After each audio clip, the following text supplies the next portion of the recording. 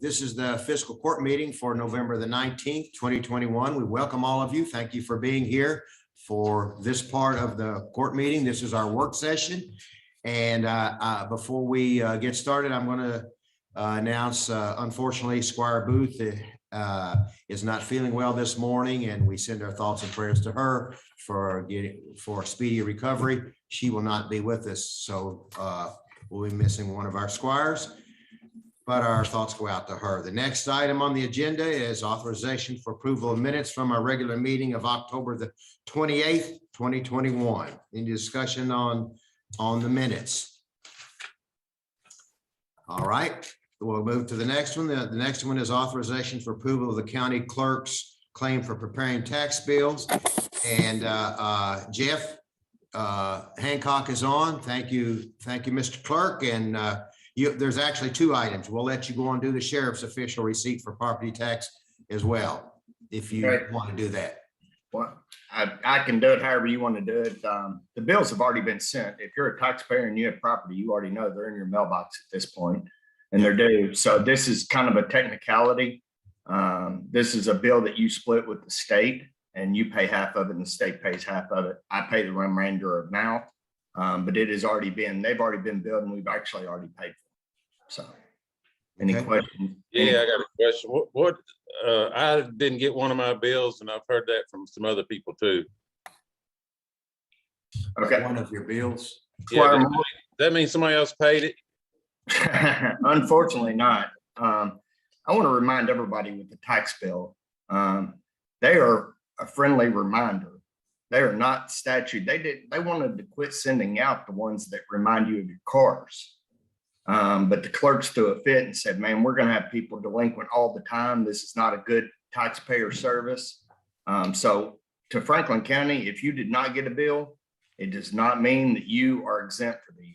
It does not mean that we are not sending you one. It does not mean that Judge Wells paid it for you. It means that we need to get a hold of you. You can start by calling the PBA and make sure it went to the right address. If it's something that has happened for the first time, but you've gotten them several years in the past, my guess is that the Postal Service just hadn't got it there to you yet. But they are due, and they still follow the same statute and guidelines. I thought maybe it's just they afraid I'd die from sticker shock or something. But I guess I know it's out there somewhere. Yeah, you still have to pay it, Squire Moore. All right, Jeff, and so we've sent out the tax bills. Jeff, you can kind of reiterate what I'm going to say is that there are 7 entities on your tax bill. And even if you're in the city, you get a separate tax bill. And those 7 entities are the state, the county, the school, whether it be Franklin County schools or the city. Are the city schools on the city tax bill, Jeff, or on the county tax bill? They're on the city tax bill, Judge. Okay. The county extension office, library, the health department, and the conservation district. So there's 7 entities. The county is just one of those entities. The county last year took a reduced rate. So if you did not get a reassessment, your county portion of the 7 would be should be a little bit less than it was the year before. So we're happy for that. We're happy when we can always cut taxes, and we're doing our best to try to do that as opposed to raise them, because we understand. But we move forward just to make sure that everybody understands there are 7 items on there. The county is one of the 7. And the largest of them, if you look at it, and yet is a sticker shock, is the schools. It's by far the largest entity of the 7. And with that being said, that's a overview of the tax bills. And Jeff, thank you for getting them out. Thank you, Sheriff, for collecting them. And we still have a few weeks to go. The end of November, isn't it, Jeff? That when the rebate. Yeah, the discount point. The discount point. 2%. Yeah, right. Okay, so everybody get out, pay your tax bills if you can, as soon as you can, and if you can't, make sure you do pay them as soon as possible, so you don't get an extra expense on them. All right. Anything else to say, Jeff? No, sir. Thank you, guys. Have a great day. All right. Thank you, Jeff. All right. Let's move to the next item on the agenda. And the next item is the second reading and approval of an ordinance amending chapter 31, officials and organizations, sections 0.01 firefighter qualifications of the Franklin County Code of Ordinances, amending the hiring and fitness requirements for firefighters. Chief Brewer, I see you on. You want to explain that? Yes, if you're called during the first meeting, I believe Squire Muller had a question on changing the age from 21 to 18, how that could affect our insurance. So the chief and deputy judge Harrod both reached out. They said that there would be no effect to our premiums.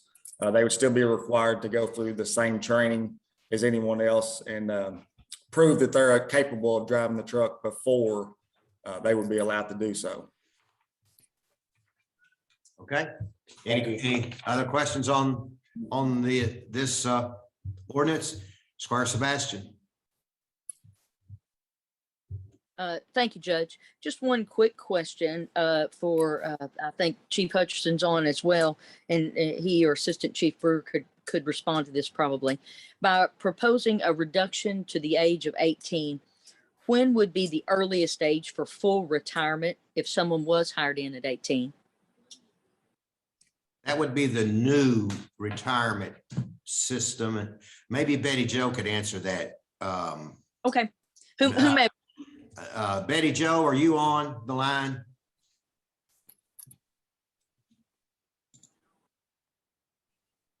Yes, I'm on. Okay, Betty, do you know about the Tier 3 program for fire personnel? What the retirement would look like?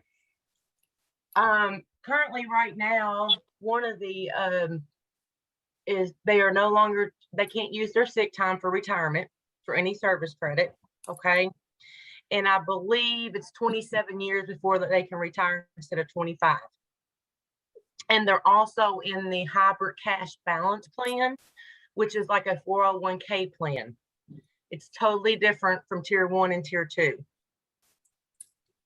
Okay. That's the three main changes that they made, and they're pretty critical, in my opinion, for the hazardous positions. So they do to get full retirement, they have to go 27 years, right? I believe it's 27, correct? Did that Okay. answer your question? Yes, I just wanted to verify that, and so you know that to be the case. 27 years for full retirement. Yes, for hazardous. Yes. Okay, thank you so much. You're welcome. Now, the 27 years is not age plus number of years, Betty. It's just a solid 27 years then? Yes, the full 27 to get full retirement. Yes. Okay, so the non-hazardous is a little bit different, isn't it? Yes. Okay. Everything, only thing's different of the non-hazardous is actually there's no difference. I'm sorry. There isn't. Okay. Nope. All right. Any other questions? No one else? All right. Next item, authorization to approve a resolution in support of submission of an application for grant funds with the United States Department of Homeland Security and the Federal Emergency Management Agency's 2022 Assistance to Firefighters Grant. Chief Brewer or Chief Hutchinson? Chief Brewer? Yes, thank you, Judge. Just to kind of give you a brief summary, we've requested for the SCBA in the past. One reason we decided to go back with it again this year is they've done some changing to the notice of funding for this grant. They've made this type of equipment a high priority as far as replacement. And then they've also increased the funding. So we thought that as big a purchase as this is, we thought it would be worth giving it one more shot to try to secure this grant for new SCBA. Okay. Any questions on the grant application? Okay, Squire Muller, we'll start with you. Thank you, Judge. Just curious, It's a 10% match if we do receive the grant. Is that something that's in the fire budget, or is that something the court will have to come up with? Yeah, it is a 10% match. That is not something that's budgeted in the fire department budget due to the unknown circumstances of grants and whether or not you're going to receive them. That's not included in our budget. Okay, thank you. When would that come about? Is it going to take several months? So it would be in this year's budget or a new budget? I believe the grant announcements usually come out in the spring, and then you have 2 years. With the delays you're seeing with receiving items, it's possibly something, if the timing worked out, that we could figure into next year's budget. Okay. Because I think you have 2 years to complete your, if awarded, you have 2 years to complete your project. Okay. That's great. Okay. So it wouldn't affect this year's budget anyway. No, I believe it's something, Ann could clarify if I'm misspeaking, but I believe it's something that we could come about in the spring if we're awarded budget for it, and then complete it in next year's budget. Annie, you want Yes. to speak to that before I get to Squire Sebastian? Yes, Annie? that would be correct. But by passing the resolution, the court does agree to provide that 10% match. But it could be in next year's budget. Yes, absolutely. Okay. All right. Squire Sebastian? Thank you again, Judge, and I apologize.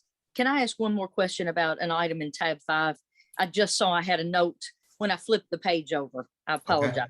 And it has to do with the fiscal ability test. Are those fiscal ability test requirements applicable based on age ranges? Or if you, let's say you start with the fire department at 18, do you have the same fiscal ability requirements to meet at age 42? I'm just tossing out numbers. I'm no specific thing. I just want to make sure I understand that, because that's a newly highlighted item under item 4B4. The CPAT is a standardized test that was approved. It's basically giving you a pass-fail rate. So it's not age specific. It's either you can complete the task in the allotted time or you can't. Okay, I just wasn't sure. Thank you so much. Absolutely. All right. Somebody else have any questions on this one? All right. Don't see any questions on this one. The next one is the second reading and approval of an ordinance amending the operation of the county fiscal court, chapter 30, administrative code purchases and contracts, section 0.120, small purchase procedures for the Franklin County Code of Ordinances by setting a fixed minimum bid amount. We were asked to look at that. Our attorney has looked at it. There's a lot of discussion last meeting on about 3 different rounds of some want 30, some would compromise at 25, and some want 20. So Rick, I'll turn to you and let you speak. Good morning, Court. As you know, this issue's been addressed a few times, and a couple meetings ago, the court directed me to prepare an amendment to the code section to lock it in with an amount certain. I was instructed at 20,000, which I did, and that is the change that you can see by striking through the benchmark that ties it to the state amount, $20,000. That was what the court directed me to do. So the matter before the courts, the $20,000 that y'all told me to change.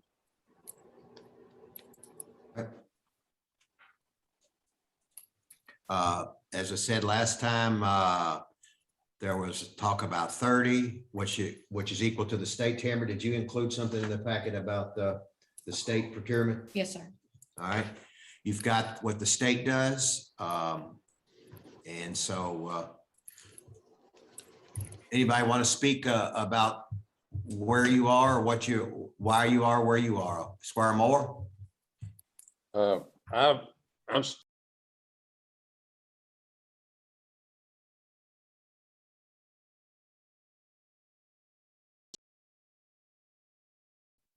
and there's at least one where I have to bid it, and I have to put in some fluff in there because for unforeseen circumstances, and it usually time-wise and bid-wise, it costs them a couple of thousand or more every time. And one of the other cities do the same job for them, and it saves them probably $2,000 to $4,000 every year. So that's just my. Okay, that's good 10 cents worth. And, you know, with inflation being what it is, $20,000 won't buy much for us. So I would like to see it at 30, at the same as the state, whatever it is.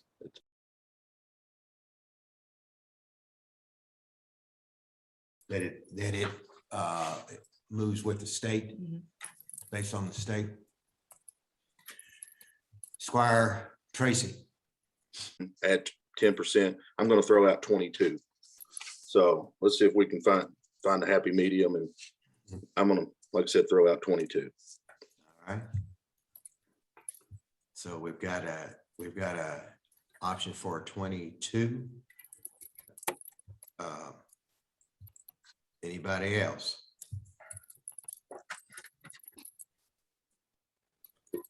Squire Blackburn. Yes, Judge. I can go with the 10% increase to 22. Okay, anybody else? Would you want to put any type of, and I don't know what the verbiage would be, but would you want to think about some kind of verbiage that it could go up with as inflation goes up, or is it going to just stick here for another 10 or 15 years? We moved it up 10% for inflation, but then inflation in 2 years is way past the 10%. So I don't know. I'm just throwing that out. Well, being it's in the administrative code, we revisit that every June. So I say we just revisit it every year. I think inflation right now is a mystery and a scary one at best. So I'm good with just leaving it like that, and we revisit it every June. Okay. Anybody else? Squire Sebastian? Thank you, Judge. You know, I think the squires have made a point in regard to, you know, making a increase for inflation. I can be at 22. I was one who was pretty reticent on 20. I feel pretty reticent about it today, but I do understand the inflation discussion. So I can be at 22. Thank you. Okay. Squire Muller, you want to say anything? Thank you, Judge. Yeah, I was at 25, but obviously I'd be sitting there by myself, and we'll be going round and round again. So I'm fine with the 22, Judge. I like the 25, Squire Muller. Then that's just going to be 2 of us and 3 of them. And I mean, we got to vote on this. I mean, something's going to have to go. Yep. Well, folks, let me intervene. Now you get to the meat of the matter. If you're changing that, remember the problem was a perceived inconsistency with the other section that had it at 20, and then this one was benchmarked to the 30. That is the state one. The instruction originally was to make it consistent across the board. If you're going to go to 22, then I get to go back to the drawing board and address both matters at 22 to make them consistent, so this issue does not continue to raise its chimeric-like head. If that is the case and it's the consensus of the body at 22, then I'd ask you to defer a vote on this one as a first reading, or even consider just allowing me to go back to the drawing board, so to speak, and make it consistent across the board at 22. That was not the original direction that I got from the court. That it was to make it consistent at 20. And I don't want any inconsistencies if it could be avoided. If you're going to go to 22, don't vote on this one. Let me go and back. We'll do 2 more readings, get to the same place, but I'll have it settled across the board at all sections. This was to cure an aberration in one section. Okay. Squire Judge, Moore? I would go with the 25. I can go with 25. So Rick, if there's three at 22 and three at 25, we're in a stalemate, so we don't do anything. Seal? Yeah, I'm sorry. I've had too much coffee from watching the eclipse this morning, trying to stay awake. If that's the case, I'd like the court to consider then doing nothing today. Let me go back on all the sections and I'll put a blank on them and y'all can debate it to make them consistent. That was the issue, was a perceived inconsistency. Interpretation wise, there was never an inconsistency, but I understand the problem with a benchmark. The court was very firm that you wanted 20, or I understood the court was very firm, 20 across the board. We wanted that out of the way. So that's the only matter that's been addressed. I wasn't given instructions for a lot of leeway, but if you're going to do that with the different ones and deviate from those two, then that's going to require a little bit of editing more, which would not be appropriate because it's going to be another section that gets addressed. So just bank this one for the next one for first reading. Go ahead and deny it or just let it die. We'll And just then let let me it bring die. it back on you. And then I'll put both sections in there at a blank at this point, and then you can cover the 22, 25, 5, whatever it might be. But that's a whole different, that's a different characterization than was originally presented, which was just a modification of one section. I'd rather prefer that you consider a consistency across all of them, which is a little bit more nuanced than what was originally proposed. All right. So we'll take that off the agenda. Okay. And not vote on that and bring it back at our next meeting. Thank you, Rick. Appreciate it. Thank you all very Thanks much. Thank you for your consideration. Yeah, thank you for your good work. Okay, that moves us to the next item. And that item is the second reading approval of an ordinance amending the table of special ordinances, Section 1 zoning map changes of the Franklin County Code of Ordinances for a 53.5 acre property identified as PVA. I won't go into that yet.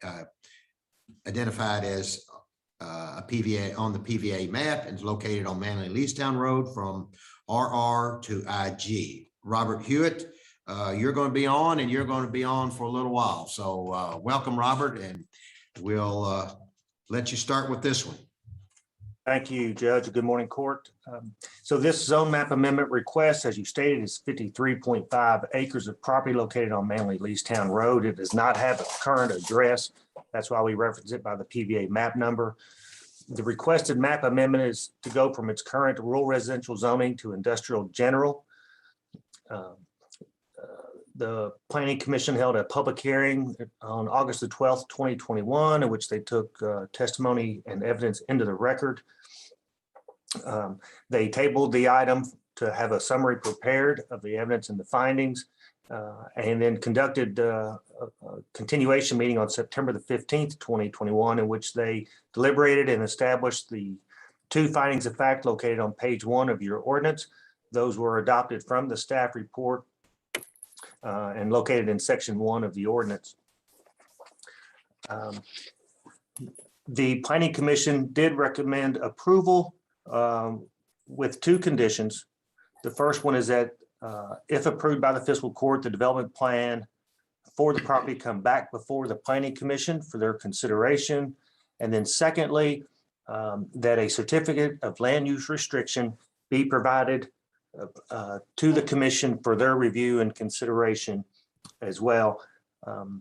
This did pass unanimously by the commission. Now, Mr. Jones represents the applicant in this case, and I'm happy to answer any questions. And of course, I'm sure Mr. Jones is as well. Thank you. Welcome, Mr. Jones. Thank you for being on. We do have a question from Squire Blackburn. Yes, thank you, Judge. Robert, in looking at the abstract, it says going from rural residential to industrial general. But on the application, it says the present zoning of the property is agricultural and the proposed zoning is IG. So can you help me out on that? Sure, bear with me. Let me move my map out there. You want Mr. Jones to explain, comment on that, Robert? No, sir, give me just 1 second. Okay.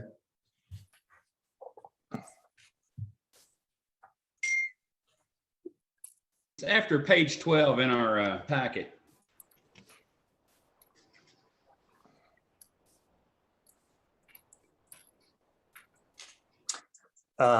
Yes, that you're correct. The ordinance does state the rural residential when it's actually agriculture. So I would request that this first reading that the clerk allow and the court allow the amendment in the preamble and other areas within the ordinance to modify it from rural residential to agriculture. So that's my mistake. Not, okay, so you're going to, we'll have to make sure we're all clear on this, Robert. Go back. So this is a second reading and approval of an ordinance amending the table of special ordinances. And I'm gonna read this, and so you need to make sure that we get this correct, Robert. Section 1, zoning map changes of the Franklin County Code of Ordinances for a 53.5 acre property identified as PVA map number 060-00-00-024.01, located on Manly Leestown Road, from rural residential district RR to industrial general district IG. Are you saying that is incorrect? Yes. So what should it be? Located on Manly Leestown Road from agricultural district AG. So To strike, industrial general, yes, sir. from AG to IG. Yes, sir. Is there anything that could cause consternation by us doing that here in the second reading? I'll yield to county attorney on this one. I'm looking at it here, Judge, and Robert, correct me if I'm wrong. The map amendment as described in the ordinance, is that a typo or what is what's the substantive effect of that change? Bear with me one second.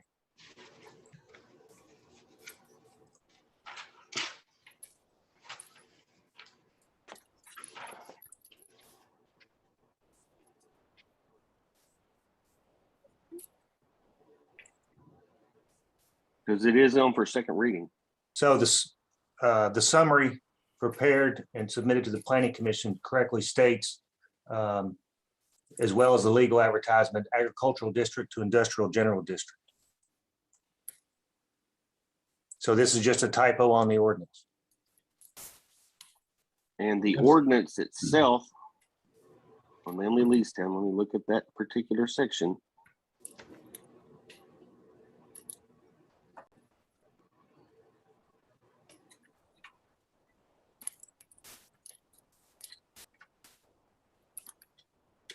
All documents within the planning commission and staff file correctly reference agricultural district to industrial general district. The only discrepancy was the typo on the preamble of the ordinance and in section 1 of the ordinance. That's correct. Well, okay, that's what I'm looking at right here. The rural residential to industrial, that is incorrect. Correct. And then again, it reflects, but the ordinance as read reflects residential to industrial general. What exactly should it say? Agricultural, strike rural residential district RR and insert agricultural district AG. So the proposed change though is to modify it to industrial Yes, sir. under both circumstances, no matter how you cut it. Correct.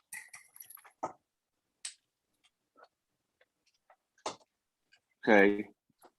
I don't think that's that significant because all the other documents, I'm looking at those as well in the packet, and I think you all got it, correctly reflect what the current zoning is, but the proposed change under all circumstances is to IG, correct, Robert?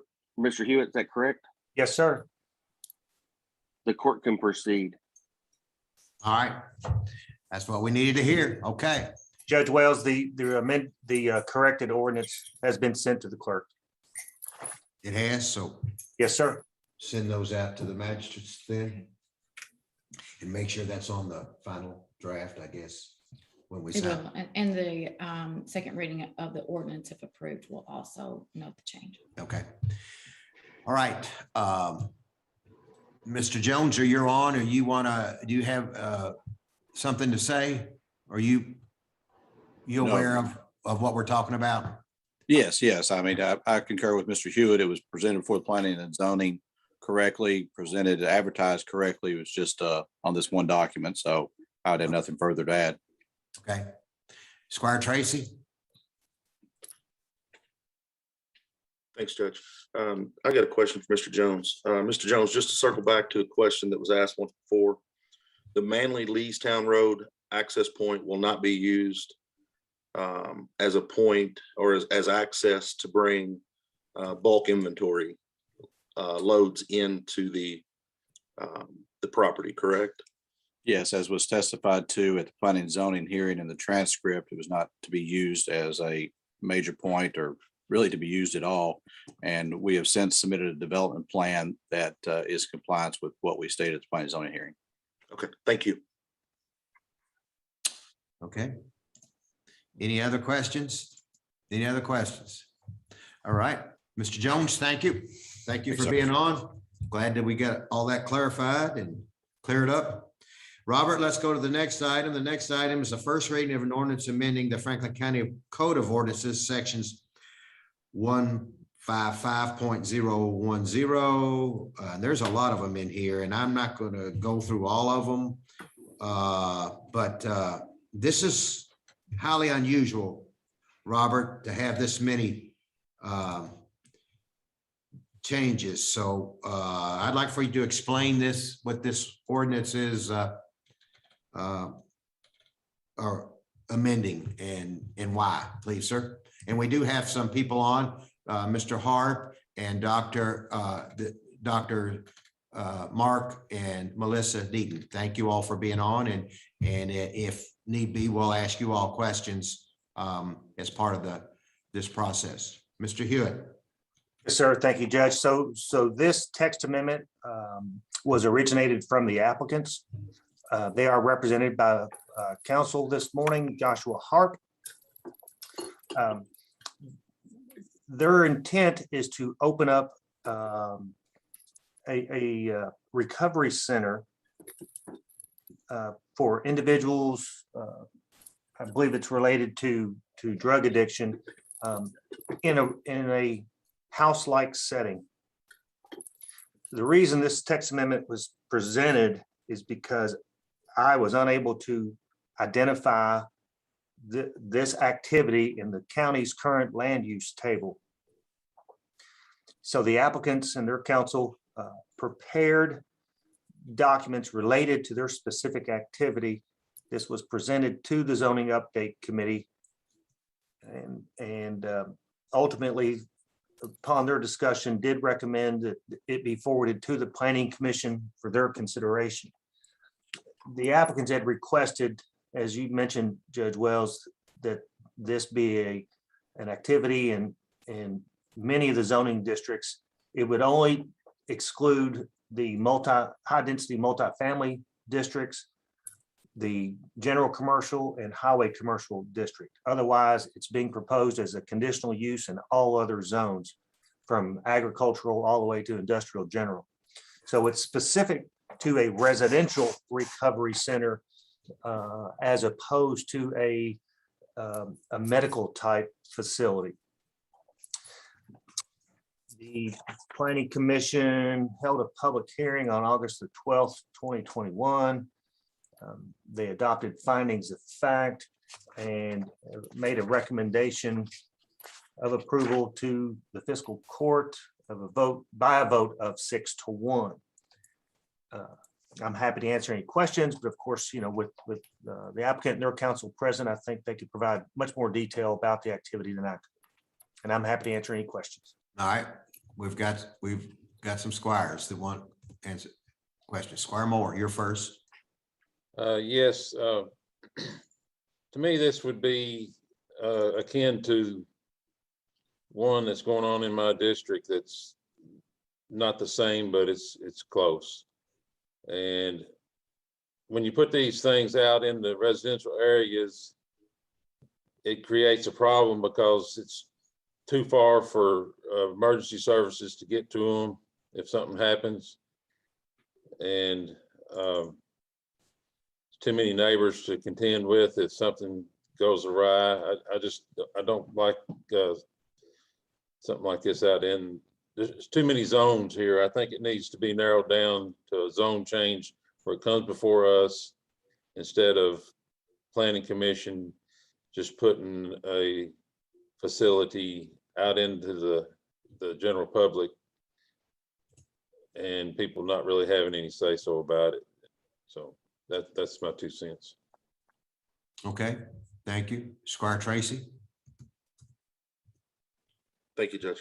Robert, just quick question. Would the public, if this activity were to pass, or this ordinance were to pass, would the public ever have an opportunity to voice their support and or opposition in regards to an activity like this being done in their neighborhood or so forth? Or is this a staff, or would this be a staff made decision? As a conditional use, it requires consideration by the Board of Zoning Adjustments. Those public meetings are noticed in the newspaper 2 weeks prior to the public meeting, and adjacent property owners are notified by my office from first-class mail letter identifying them as an adjacent owner and a description of the request. So in short, yes, there's an opportunity for public input on the conditional use permit request. Okay, thank you. Robert, could we ask the Deatons to give a brief summary of what their facility would be like? Because Squire Morris brought up some legitimate concerns, and so I'm asking you, is it legal for us to let them speak and give us an overview? Or, Yes, sir. or Attorney Harp? Yes, sir. I think that's very appropriate. Okay, so Dr. Deatons, I'll let you have the floor if you'd like, or you all could yield to Counselor Harp if you want. But either way, give us a brief overview of what you foresee. What does the facility look like on an everyday use?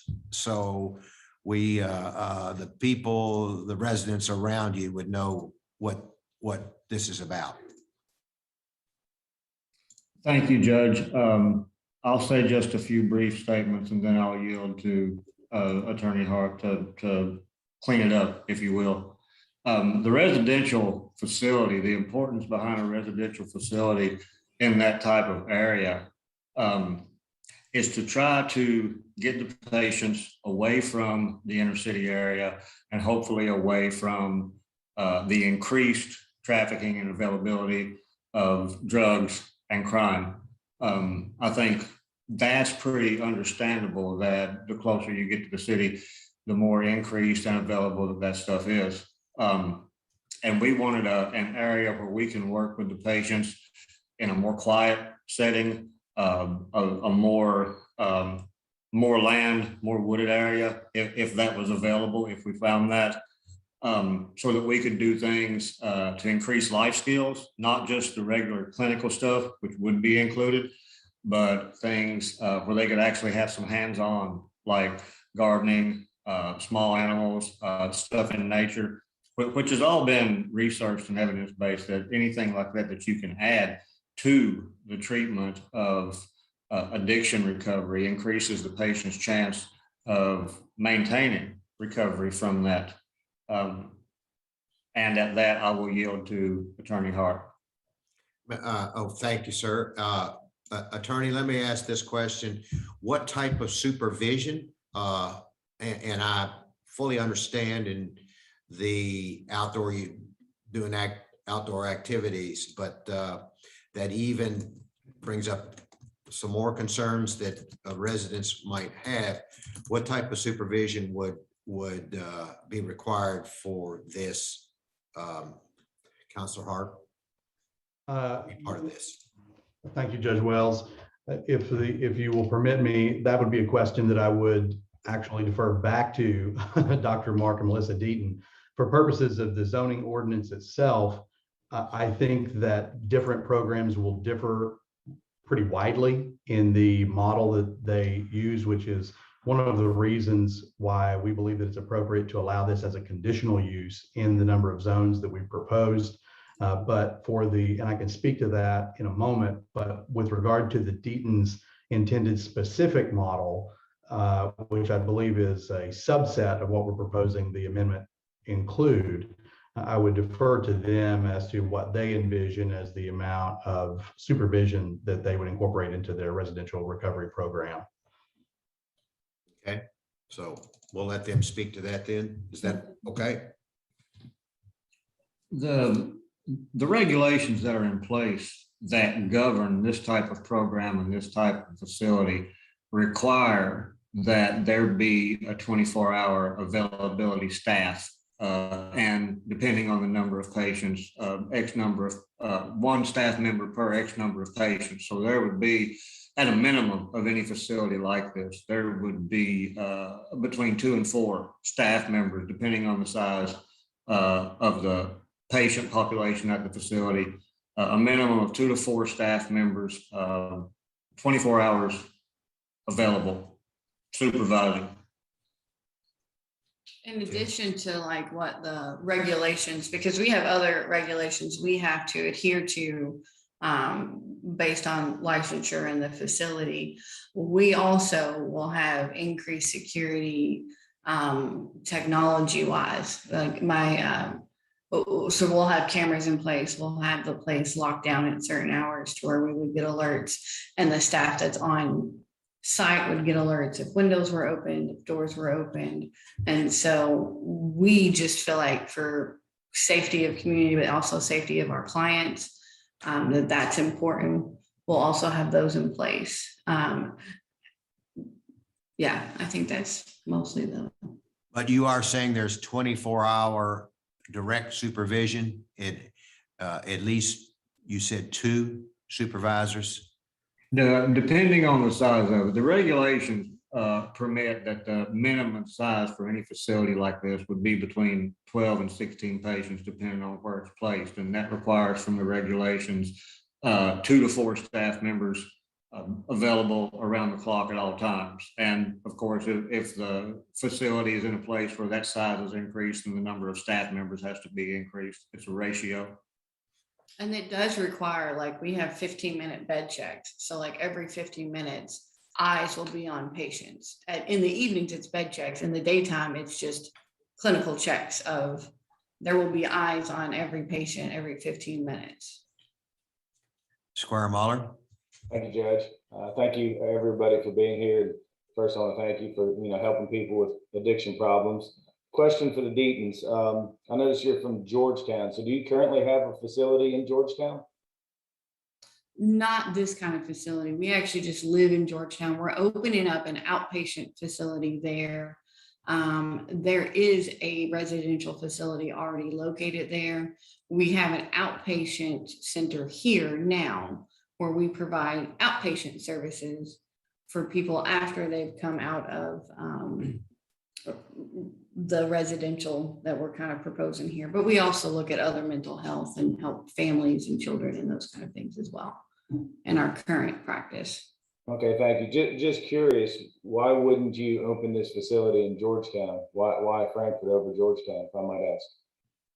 There has not been a residential treatment facility in Franklin County since, I believe it was 2010, and that's when Beta, which was a residential facility in a rural area, that's when Beta was closed down. Beta was under the umbrella of bluegrass.org, and it was a funding issue. Beta and another one of their smaller facilities shut down at that time, but had been in practice for a number of years and had a high success rate. Since then, there hasn't been a facility for residential treatment of any type of addiction in Franklin County. And I have worked in Franklin County since on and off and now permanently since 2008 and have been firsthand witness of the struggles with this issue. And per my thinking and several others that I've been acquainted with and have been cohorts with and associates with, high need for this. And Scott County, Fayette County, they have residential facilities, and we focused on an area that has none. Okay, thank you. Judge, if you don't mind, could I ask Robert a question, please? Sure. Hey, Robert, when the Deatons presented, they were talking to, it sounded more like a farm style facility. Is there and I know I was listening to Squire Moore's, comments about what's going on in his district.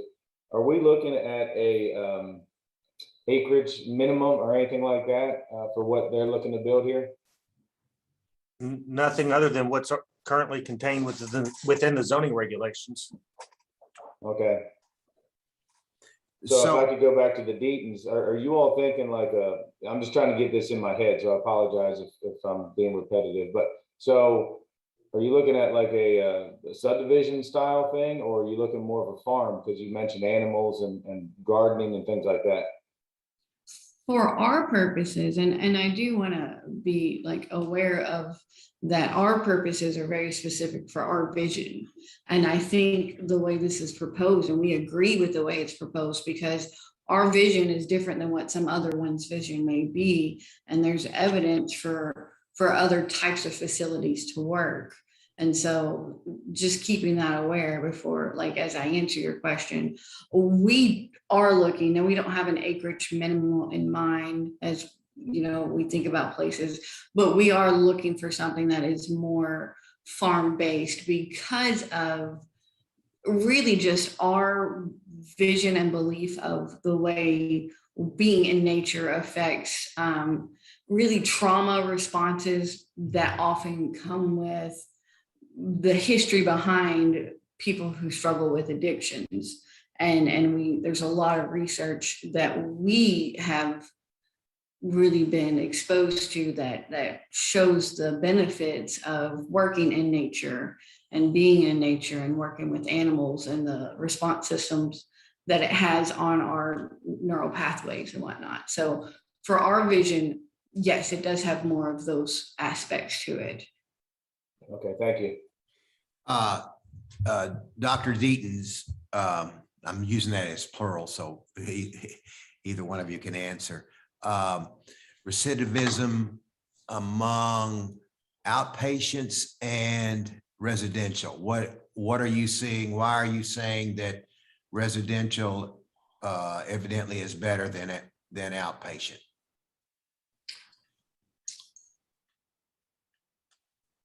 The primary struggle has been for, I'm going to say a decade, but especially in the last 5 years with the increase in fentanyl and carfentanil, the primary struggle in the substance use community has been the use of opiates and opioids, heroin, fentanyl, pain medication like Lortab, Percocet, Vicodin.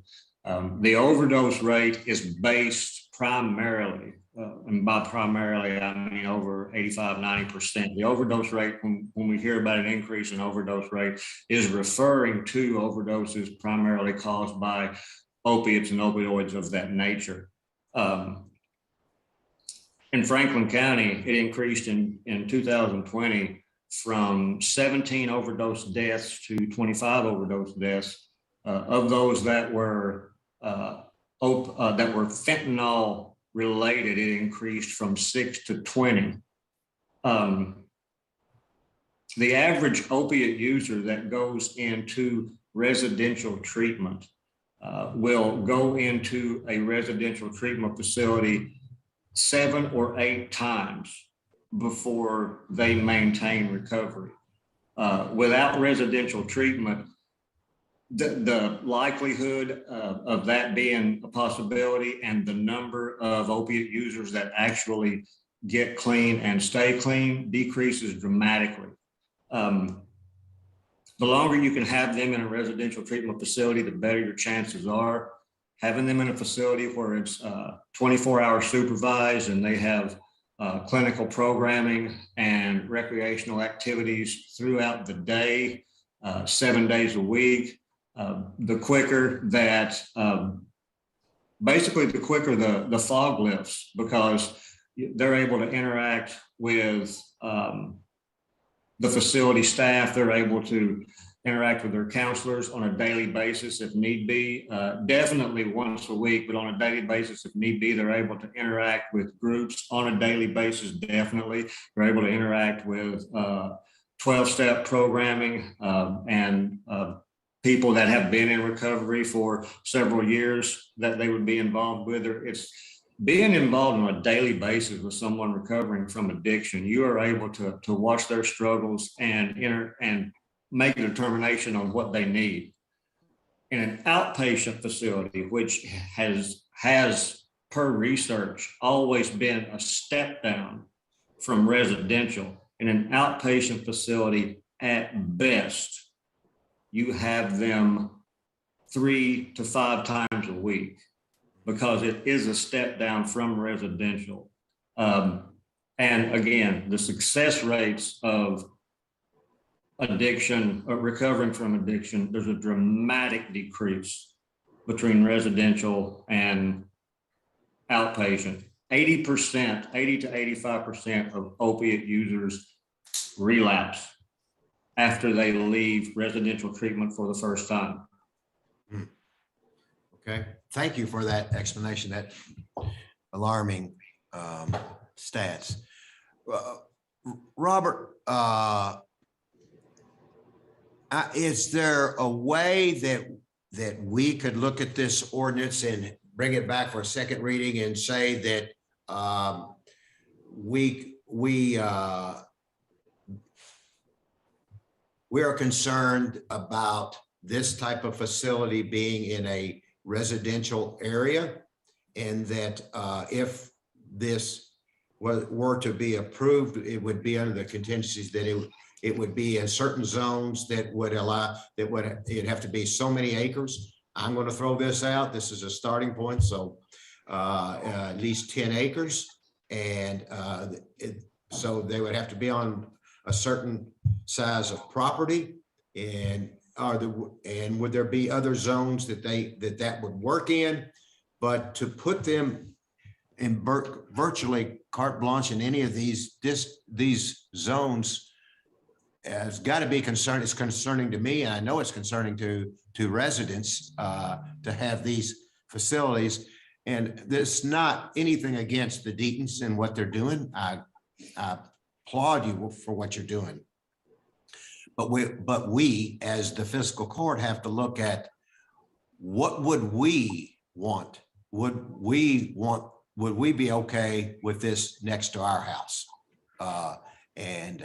If you can answer that question, yeah, we'd be fine with it, then that's so be it. But I think there was going to be a lot of concern for people throughout this community to have this type of facility as a next door to their house or two doors down. So I'm asking you, Robert, to think and talk with us about restrictions that would require more acreage and be out of the residential and I know with some of it, the multifamily is exempted, but there's still, you could still be in a residential area with neighbors on both sides of you with the way it's written up here, Robert. As for amending the ordinance at first reading, I will defer that to Councilor Sparks. And I guess what I need to hear, I'm one voice. If the other magistrates are concerned about this, that's fine. But I am concerned. I'm trying to speak for residents, and so I do want people. Pardon me? You know I am. Yeah. I see some hands now have Mr. Harp, would you like to go first, and then I'll go and they maybe want to ask you a question. Certainly. Thank you, Judge. I believe that I can speak to those concerns. Excuse me. And in order to do so, if I may, let's back up just a moment and talk about why we need the zoning amendment in the first place. The need for this amendment became apparent when the Deatons approached planning and zoning about this general idea, of having a facility in a residential location. And they were told by planning and zoning that essentially there was no place for that in the zoning ordinance. They were told, and I believe Mr. Hewitt will confirm, that in the past there have been a couple of similar models, similar homes that have been permitted or conditionally permitted under the category of charitable indigent limited care facility, which is a definition, a designation that appears in the zoning ordinance.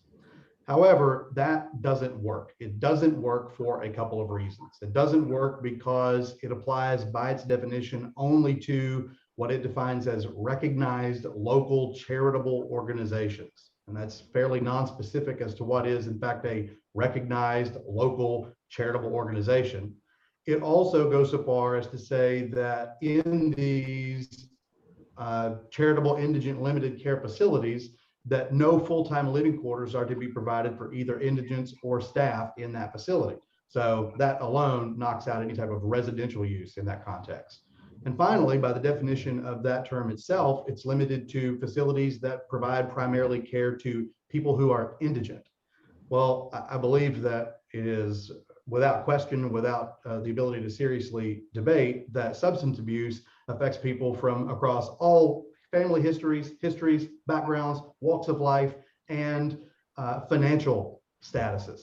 And so a facility that would be a residential recovery facility would be welcoming all of those people, regardless of their indigent status. We want to help people who have suffered from alcohol and drug and other substance abuse, not just people who are poor, right? That's not the focus of a residential recovery facility. So trying to shoehorn a residential recovery facility into the designation charitable indigent limited care facility is at best dishonest. It's just not accurate. It's not what we're doing. So when we talked with planning and zoning about this problem, about the fact that there simply is no place under the zoning ordinance in Franklin County for any residential recovery facility at all, we said, how do we fix it? And we were uncomfortable with trying to fix it by sliding under and trying to pretend that the facility was something that was close, but not quite what we were talking about. We think that what is the appropriate remedy is to fix the zoning ordinance. If we're ever going to have the ability in Franklin County for people to seek residential help for substance abuse, the zoning ordinance needs to be changed. So then that begs the question of how do we change it? How broadly do we change it? As you've just heard the Deatons, they have a very specific model in mind with regard to a rural setting, a farm setting where they may have plants that are growing, they may even have animals, and they have there would be the need for there to be some level of land to support their model, some acreage. I don't know what that arbitrary number would be, but of course, their model requires there to be enough land to support their use. However, we believe that the right approach to fixing the zoning ordinance in Franklin County is in fact a big tent approach. In other words, as Melissa Deaton said a few moments ago, they recognize that even though they have a very specific model in mind, there are other models for fighting substance abuse that are equally valid and may vary differently and vary greatly. So we have drafted our proposed amendment in such a way that it would also include programs that look very different. That might include literally 2 or 3 or 4 individuals living in a home, which would be fine. There would be nothing wrong with 2 people or 3 people or 4 people living in a home in a residential location, as long as they were not members of a program of some sort. In other words, if these people left the program and rented a house together, that would be fine. And there would be nothing in the ordinance really that would prevent that. However, if they live in that very same house, but are a part of this program and the program owns that house, well, under our current zoning ordinance, that's a problem. So what we have done and what we did when proposing the number of zones to which this would apply was we looked at the zones that allow some type of what you might either consider residential locations where there are homes where people reside, where people bed, And so we propose that wherever people bed, as a matter of course, with I think maybe one or two exceptions, including we didn't propose this to be in mobile home zones. So I don't think that would really be fitting for a few purposes that I don't think we need to get into.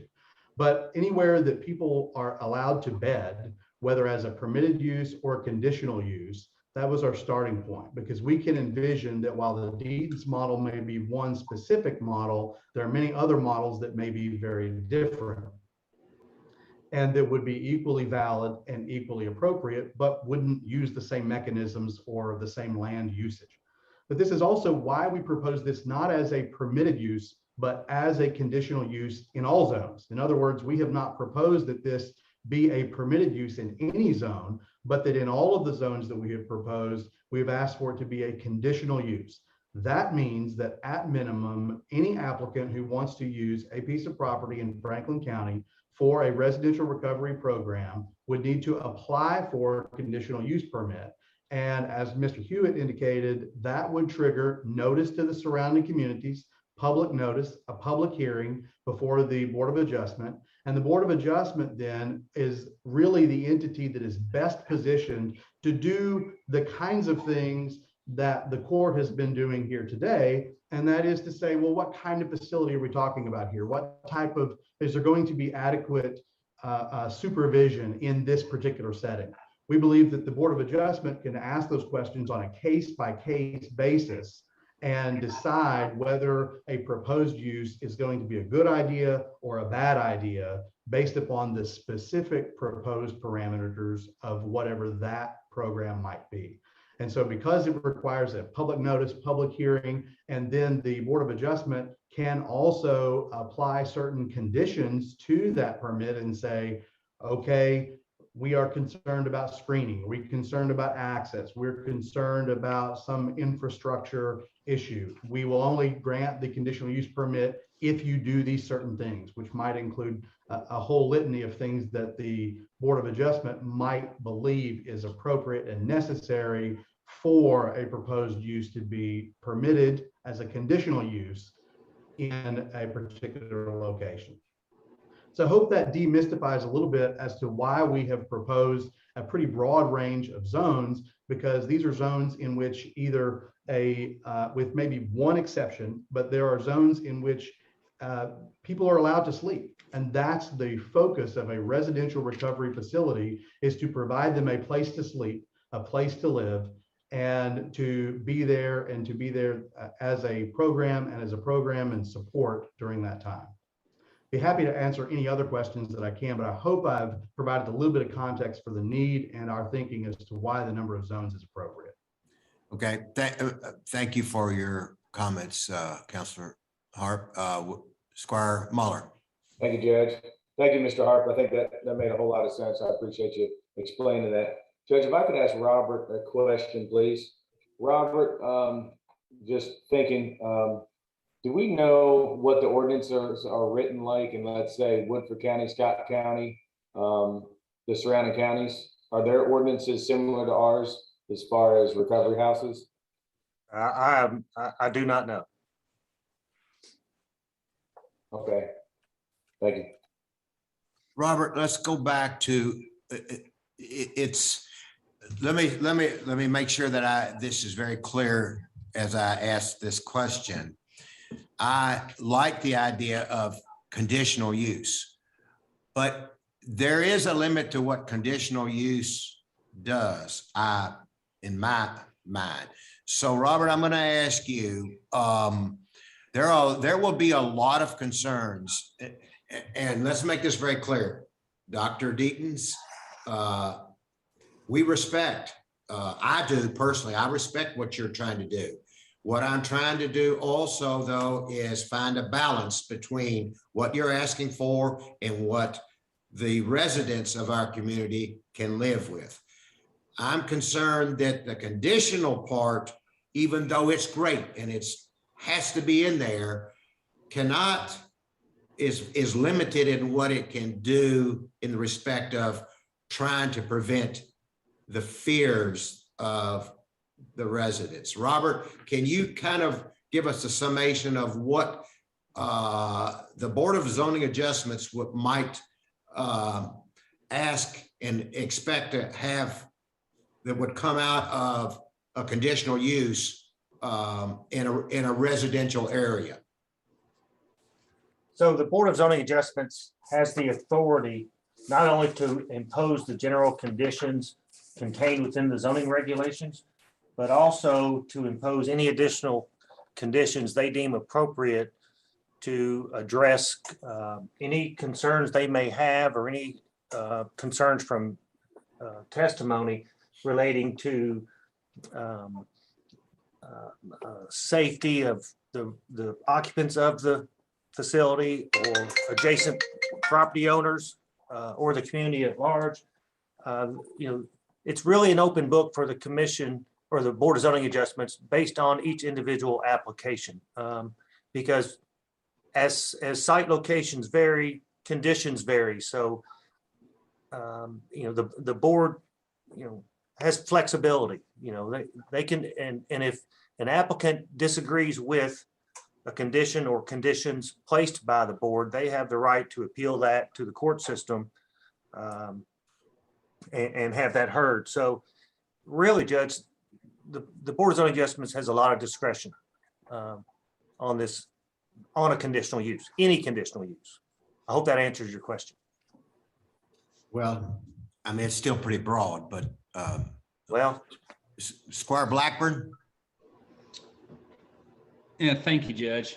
Yeah, this is a pretty big deal. I do commend the Deatons for what they're wanting to do, and I think the approach of coming at it in a broad stroke is the right idea. But at the same time, we approve this today. Being a conditional use, it will go in front of the Board of Zoning Adjustments, I guess at each occurrence and at each location or wherever, and they'll set the parameters, but it will not come back to us on that basis. I think, the fiscal court is a more direct representative of the people, and not to say anything negatively about the Planning and Zoning Commission. They do a wonderful job. They're a bunch of fine people, a bunch of very well-educated people. But at the same time, they don't, they're not directly accountable to the public like we are. So I'm concerned that we'll have some conditional uses that the public, I know they're notified in advance. I know they get letters, but there are some fears. There's some unknowns. There's some things that they will probably need explained to them before this happens next door to their house or their warehouse. I know we've got industrial, commercial, general industrial. There's a few districts in there that seem iffy to me, but I understand the process. I understand the need. I had a close family member really benefit from a facility like we're talking about. But I do have some concerns, and I want to make sure that the public totally understands it. I think Mr. Harp, you did an excellent job of explaining why and the need, but at the same time, I feel like the last line is the planning and zoning, and that's it. And once it goes past this stage with us, that's what we've got. So I trust them, but I do have some concerns. Squire, thank you, Squire Blackman. Squire Tracy. Thank you, Judge. Just a couple questions. Would the health department have to inspect and approve these facilities? Robert? Not to my understanding. They would or wouldn't? I'm sorry. Would not. They would not. Okay. Next question would be, if needed, who would be responsible for enforcing the stipulations that could be handed down by the Board of Zoning Adjustments? If they handed down stipulations, who would be responsible for making sure that happened? That would be my department, planning and building codes. Okay, thank you. Mr. Deaton, you held your hand up. You wanted to respond to the health department? Yes, sir. We have, since it is a 24-hour facility and they would be residing and sleeping there, we have to offer food services. So there would be food handlers there and there would be meals provided. So the health department does have to come in and inspect regularly, whatever their schedule is. We do have to pass those inspections. Okay. Squire Sebastian? Judge, just a question in regard to how individuals would be referred to this facility. Would that come through like the Justice Cabinet? If that is the case, does funding, I guess, trail with that? And then specific conditions and reports that have to be made? Just trying to figure out kind of along the line of the questioning that Squire Tracy shared in regard to inspections and who may be coming in the facility to, as you've indicated, there will be technology there that kind of monitors things. But when there's reporting required, there are additional monitors for that may give neighbors some additional level of comfort, but also may not, because as Squire Moore had indicated, he had gotten calls from his district in regard to a facility that is currently there. I've also gotten calls in regard to the facility in Squire Moore's district. So I have a heightened sense of that based on concerns of the neighbors there. So just trying to understand who would have access to the facility and how it would be monitored outside of the individuals who open the facility. You know, if it's Justice, you indicated the health department, there could be others that may have that responsibility. That may also be helpful to the court. Thank you very much. So as far as where the referrals come from, they would come currently to our outpatient facility. They come from several sources, and they would, for the inpatient facility, come from several sources. We get them from drug court, we get them from DCBS, personal referrals, hospitals, detox centers. But there is a screening process. And we, per the regulations in our screening process, we are allowed to turn away anyone that does not meet our criteria. Currently, and this would apply to the inpatient as well, currently, we do not take any violent offenders. We do not take any sexual predators. We do not take anyone with a mental health diagnosis that would require medication for them to be stabilized until they have been on medication and stabilized. And that's a pretty standard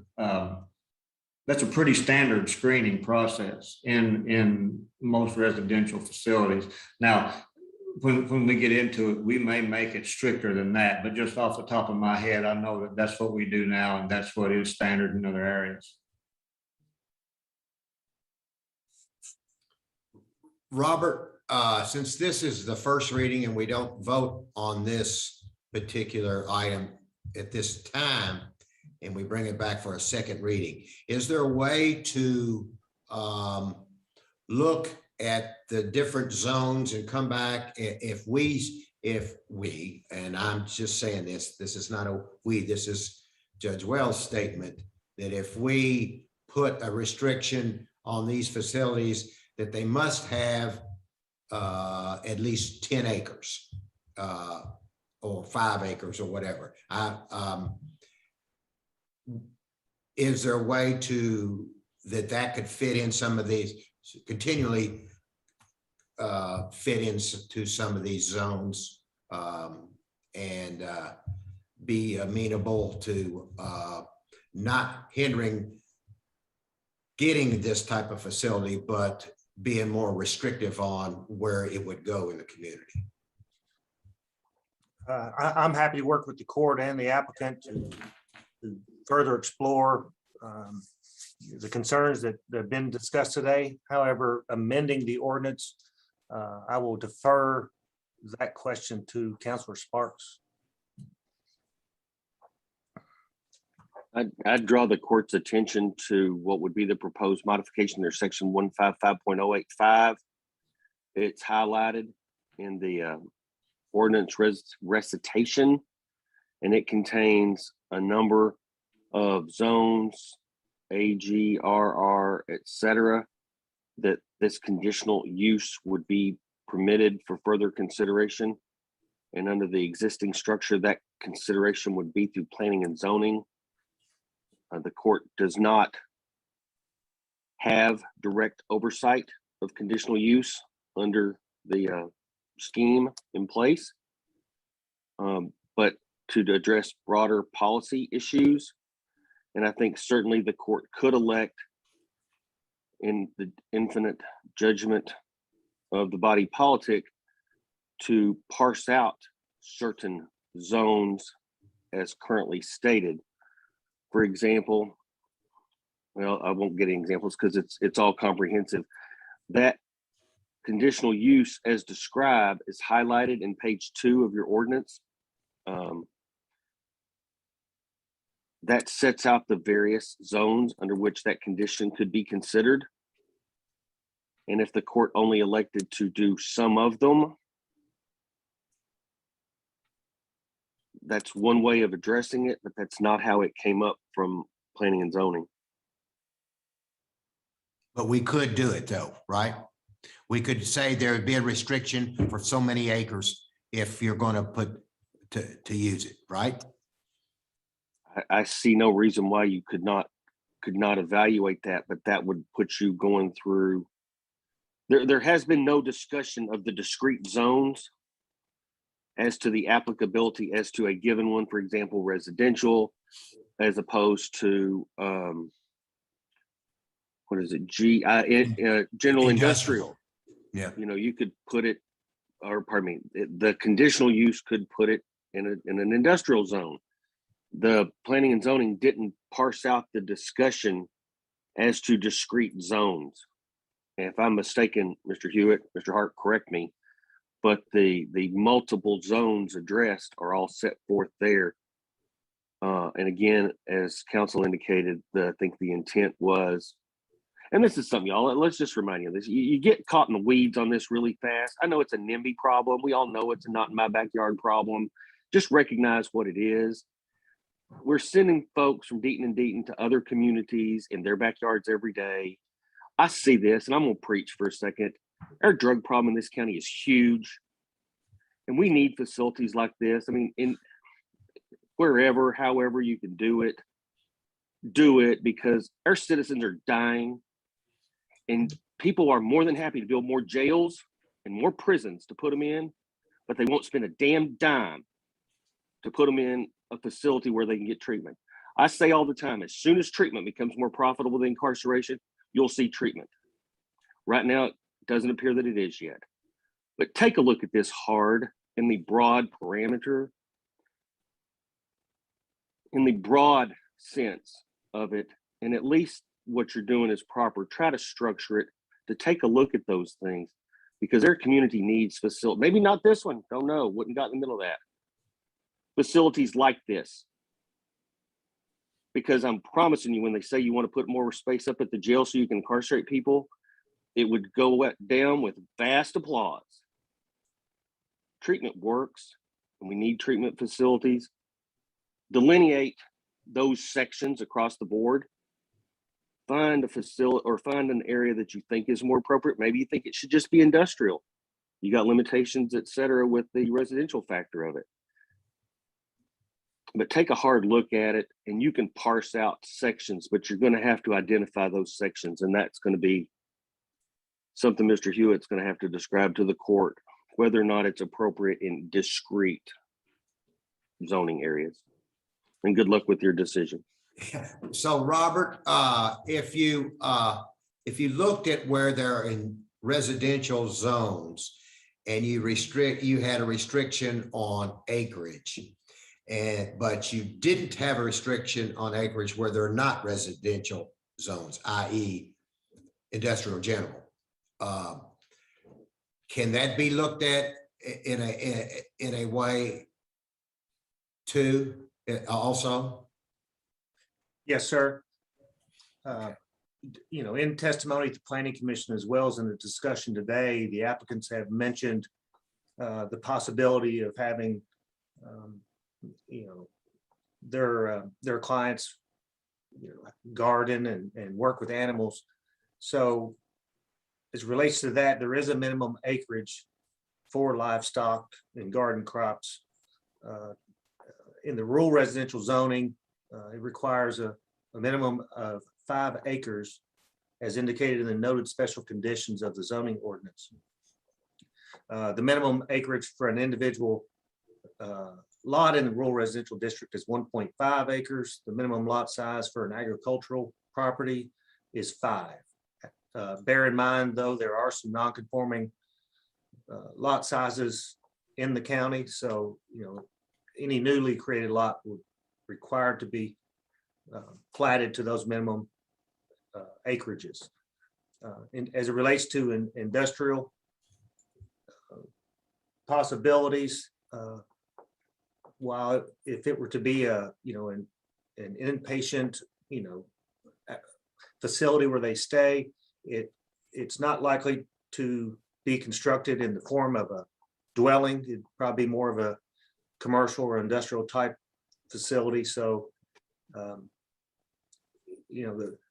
when you're considering different zones, there are certain limitations on activities. For instance, you could not have livestock and garden farms in the industrial zone. Okay, it would basically just be the facility. Agricultural and rural residential would allow for garden crops and livestock. So that sort of sums it up. So no animals, no livestock in the single family or low density multifamily districts or in the commercial or professional office districts. So Robert, I can see this has been a difficult task for you as well to kind of comprehend, hadn't it? Yes, sir, it has, because there are 2 different residential care facilities. One's established in KRS and another one is established in Article 15 of our zoning regulations. And as Councilor Hart mentioned, I struggled with it. I didn't know what to call this. Our regulations don't identify. I agree with Councilor Sparks. This is much needed. The jails are becoming the treatment centers, and that there's an issue with that. When Councilor Sparks identified the NIMBY issue, the not in my backyard, that's exactly how this would be perceived when it goes, if it goes before the Board of Zoning Adjustments under a conditional use permit. So perhaps a larger lot requirement, along with some other stipulations, could be beneficial to those in proximity to facilities such as this. So I'm happy to work with the court to brainstorm ideas, and because I've worked with the Board of Zoning Adjustments, my entire tenure, and I do understand how how they will look at things. I can anticipate questions that they would have. So yes, Judge, there is a possibility to modify the request to help provide some assurances, if you will.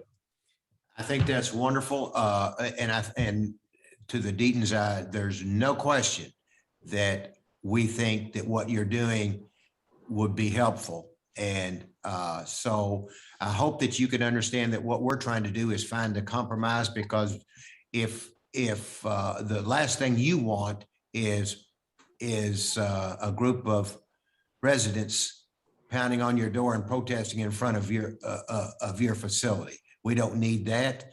So I like where the court's going, Robert. I like what you just said. I think that's a great compromise to try to work this out, to get a facility in Franklin County that could help our needy people that with this addiction. So there's one more question I see. Squire Tracy, go ahead.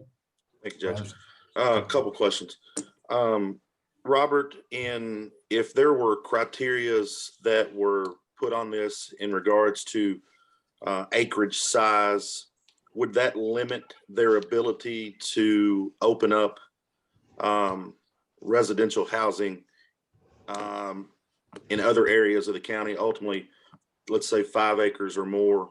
I know that allows them to quote unquote work with animals and so forth, but would that would pretty much push them outside of the city limits, correct? If they were to agree to 5 acres or more. Generally speaking, you are correct. And a condition such as that could be listed in the zoning ordinance under the as this being its own subcategory within the conditional use permit section of the zoning regulation, much like as a bed and breakfast and things of that nature, where there are additional conditions in addition to the standard conditional uses that staff has to consider. So it can add another layer. So you are correct. Okay. So it would just push them out. Okay. And then next question. Obviously, we've had a couple days to look at this and all have great questions. And I don't think anybody has spoke out against the need for treatment facilities. How long have you and your department and the Deatons and Mr. Hall, how long have you all been working on this? Mr. Harp, at least 6 months, wouldn't you say? That sounds about right.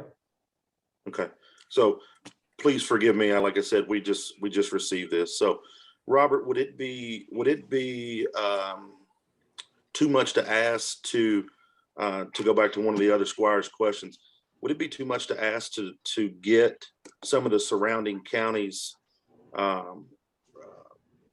ordinances in regards to what they allow, what they don't allow, just to help us in regards to see what other communities are doing? And then my next question is for Dr. Deaton. You made reference that currently that the housing does not take violent offenders or sex offenders or people that have to be medicated. In regards to currently, is that something that you could see changing in the future, or is that something that you are that you stand adamantly against? I just meant currently as in our outpatient facility right now, since the inpatient is not available. As far as, I don't want to say never, but I do have to say that we have to look out for the safety of our staff and our clientele. So I can say adamantly that there will always be a rule in place, whether they fall under one of those categories that I mentioned or not, that any client that threatens the safety and well-being of staff or other clientele will never be allowed in either the outpatient or the inpatient facility. And we've, over the history that we've been involved in this field, whenever we had the call on it, before we had our own facility, and now with our outpatient facility, we've turned down several for that very reason, because they didn't pass the screening process. Okay, thank you. Judge, if I could address the question from Squire Tracy. Sure.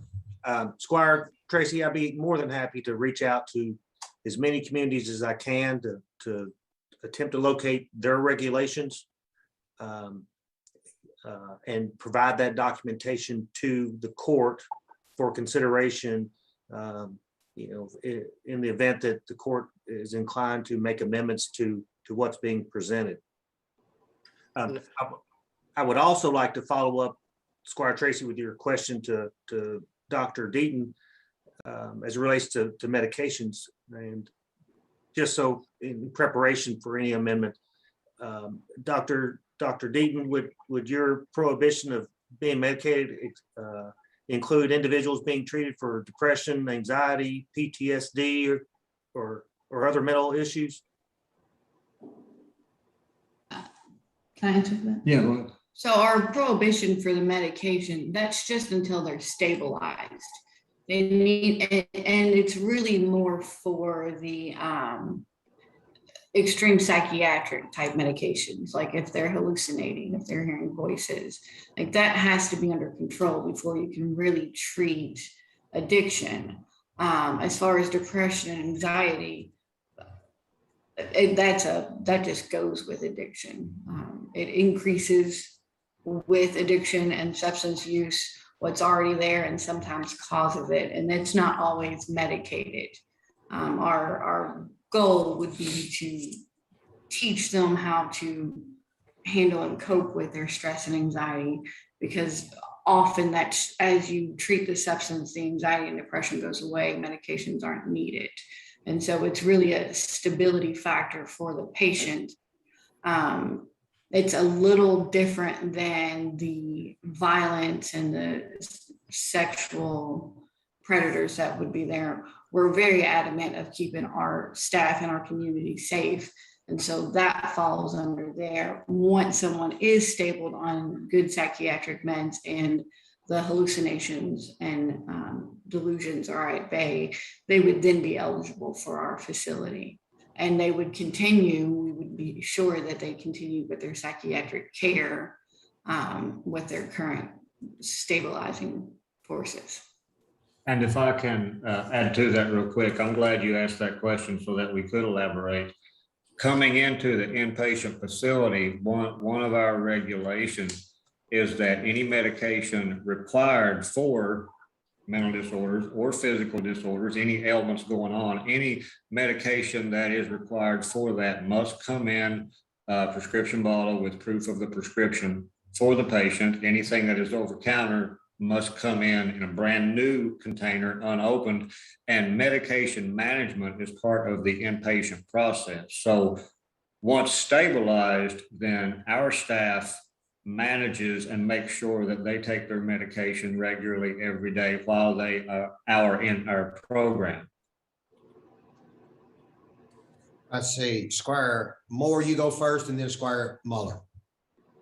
Yes, someone asked about the health department inspecting such a facility. I have concerns about if it's out in the rural setting and is not on the sewer system. It would take a massive septic system to accommodate such a facility. And the one I'm referring to in my district does not have either of those. And it's been a problem for the neighbors and for the facility. And once it's established, there's really not much you can do about it. So is there any, I mean, I'm assuming the health department would have to inspect the septic system or whatever. So it's just, I guess that's a question to somebody. Yeah, I think that's a good question. And so I'm going to kind of help Robert with the question. Robert, so, and maybe the Deatons might know this as well. Is there a restriction on the number of people you could have in a home based on a regular home's septic system? So if you think back to what the Deatons have said, there's a possibility of 14 to 16 people staying in one home. If you had a 5-bedroom home and you had 2 people in each bedroom, you could have maybe up to 20. Now, I don't know whether that's the case or not. You all mentioned 14 to 16. So is there something you would know that right offhand, maybe Robert or the Deatons, about the septic system and what would be allowed? Robert, I'll go you first. All right, thank you. Septic systems are sized based on the number of bedrooms and anticipated occupants of a dwelling, if you will. So the only way that the health department would have any role in the system is if I were to notify them of a potential change of use from a single family dwelling to an inpatient facility. then, if that were in as one of the conditions that the health department be notified and I request a facility review by them, then that would ensure capacity of the system, and also could indicate that site would not be appropriate for that activity. So that can be a condition placed on this, whether it be by Board of Zoning Adjustments or by the county regulations. Can we make that a county regulation that be part of conditional use? Yes, sir, you sure could. All right, let's look at that as we move forward. Squire Muller. Thank you, Judge. Again, I want to thank Dr. Deaton and Mrs. Deaton for wanting to do this for our community. I think to Rick Sparks, Council Sparks' point, I mean, this is a huge epidemic in our community, in every community, and I think every one of us has been touched. If I could ask them, maybe, I think a lot of the hesitation is we just don't know what these facilities, kind of look like per se. If it'd be possible, maybe for you or your attorney to share with us the facilities that are in Scott County and maybe in Fayette County, because you mentioned those, as far as what they look like, so we could have a little bit better understanding what we're talking about. And, I just want to say, I think because this is a problem with our whole community, I don't know if it's fair that we just send them out to the rural parts of town. I don't know if that's fair to those people. So I think we just need to look at this as a community, city, county together and figure this out. It's obviously not an easy thing to talk about. We've been talking about it for an hour, and I think we still have a lot of questions before we get to where we need to be. So if I could request that from them, I would appreciate it. Thank you. Okay, I think we did that at the beginning. I asked Counselor and both of them to kind of go over, but we'll do it again. You all want to kind of review and tell us what a residential facility might look like? But Judge, I was just wondering if there's like websites out there that show the ones that are already in existence, or pictures, or how they function. I think we get the idea of how they function. It's just visually, the ones that are in Scott County or in Fayette County, what do they look like? What kind of settings are they in? Are they in subdivisions? Are they on a farm? Is that information that could be provided? Yes. You can look, I think most, if not all, have a website. There is Recovery Works, which is in Georgetown. There is Isaiah House, which is in, I believe, both Woodford County and Fayette County. Isaiah House took over the facility, the residential facility that used to be the Nile in Woodford County. There are larger facilities in Fayette County that include the Hope Center for Men, the Hope Center for Women. Now, please keep in mind, all of these have their own approach with a little variation on that from facility to facility. Some of them are state set up facilities and fall under certain different regulations. Some of them have parts that fall under the same thing that we're talking about, and there are regulations as far as the amount of square footage that we have to have per client, depending on the client, number of bathrooms, number of space in the bedrooms, and what's available.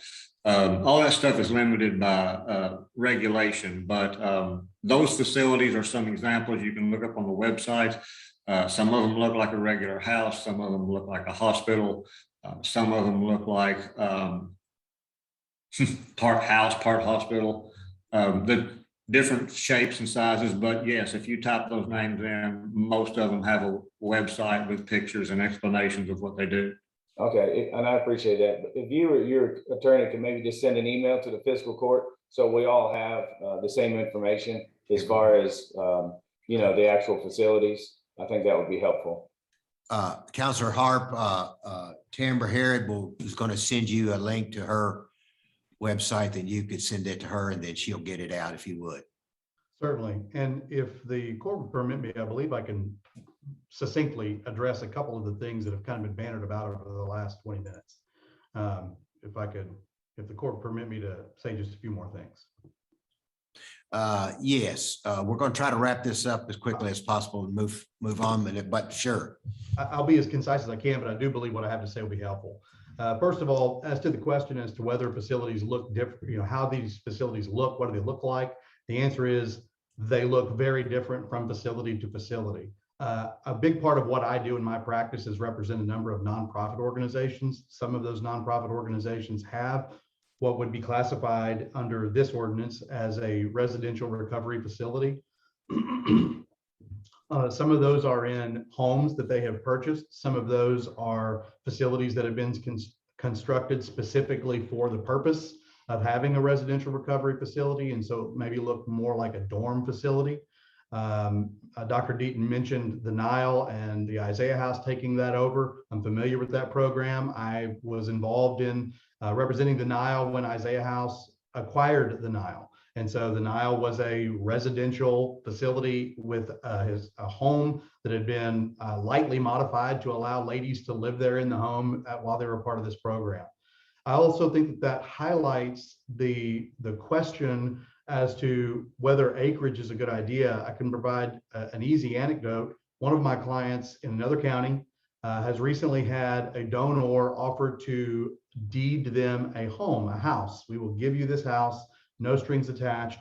And the intended purpose of that home is to use it as what is more or less a graduate house. So people that are still associated with the recovery program, and they still have an umbrella under the program, they're under the umbrella of the program, but they have already been in the program for an entire year. And now they're in the phase where they are not really, they're not being supervised as closely every day. They have jobs, they have cars, they have liberties, but they're still in sort of that safe place in a home. It's a house in a neighborhood. And I believe that our current ordinance at least brings into question whether that would be allowed. And there is a substantial question as to whether that would be appropriate. That's why I say requiring a minimum of 2 acres, I don't think is appropriate in, at least not in all zones, because I think that would prevent uses like the one I just mentioned, using an existing house in a neighborhood for purposes of a graduate house or someone who is been in the program for some period of time. All of that to say, these programs and residential recovery facilities look very different. I will also point out, as has kind of been observed, this is something that we've been working on for a number of months. This is not something that we have sort of come up with overnight. We don't believe that we're going off half-cocked or without having wrestled with and thought about exactly the kinds of things that the court and the members of the court have brought up today. To the question as to septic, I think that I'm speaking a little bit out of my expertise here, but I believe you'll find that the septic requirements would be a part of the building code enforcement. If a facility is going to have a certain number of people in that facility, it may require septic, it may require a wastewater treatment facility, it may require different things depending on the number of people who are actually going to be at that location. And I believe that falls under building code. And finally, I just want to point out that while I too have no objection, of course, to seeing what other people and what other counties are doing, I am the first to say if someone else is doing something right in this context, then by all means, let us cheat off of their paper. However, I will point out that I would caution the court against relying too heavily on that as some type of a Polaris or a guidepost, for the simple reason that just because they're doing something doesn't mean they're doing it right. For instance, if they were to look at their surrounding counties and look and see what Franklin County is doing, they would find that we are doing exactly nothing. And so we may find the exact same thing with regard to our surrounding counties, that they too are not handling this problem very well. And so I would just simply caution the court against relying too heavily on what other counties around us may be doing. Thank you, Judge. Councilor Harp, we appreciate your comments, and you actually kind of solidified where we're going to go, how we're going to move with this. You've been working on this for 6 months, and you all, and you've brought it to us. We've been working on it for an hour and a half. And so we are, I'm asking Robert to come back to us at our next meeting and have some different ideas and different zones that this would work in different ways. The Dr. Deaton's have asked that we not put it on a voting session until our December the 17th meeting. So our December 2nd meeting will not be a voting session, but it will be a continued discussion and an update from Robert Hewitt on what he has come up with with the different zones. So with that being said, that's how we're going to move forward. We still have on schedule to have it voted on the 17th of December. Thank the doctors for being here. Thank you, Counselor, for your update. And I hope you can appreciate, we appreciate where you're coming from. I hope you can appreciate where we're coming from, because we all are looking to try to get something done in a way that we can find a compromise that everybody can be satisfied. So with Squire Moore, I'll let you go, but we're going to need to move on. Go ahead, Squire.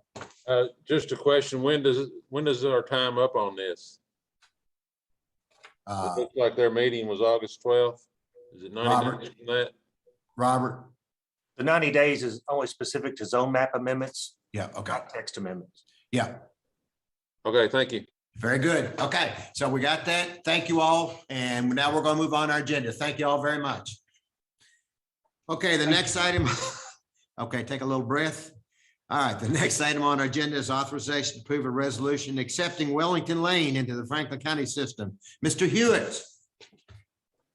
Thank you. So, let's hope. Yeah, Wellington Lane is within the Wellington subdivision located on South Benson Road in the 5th Magisterial District. This residential subdivision has been platted in 3 different phases. However, the Wellington Lane right-of-way was created in phase number 2 in 2006. It is 0.31 miles in length, or 1,633 feet long. The original developer only constructed the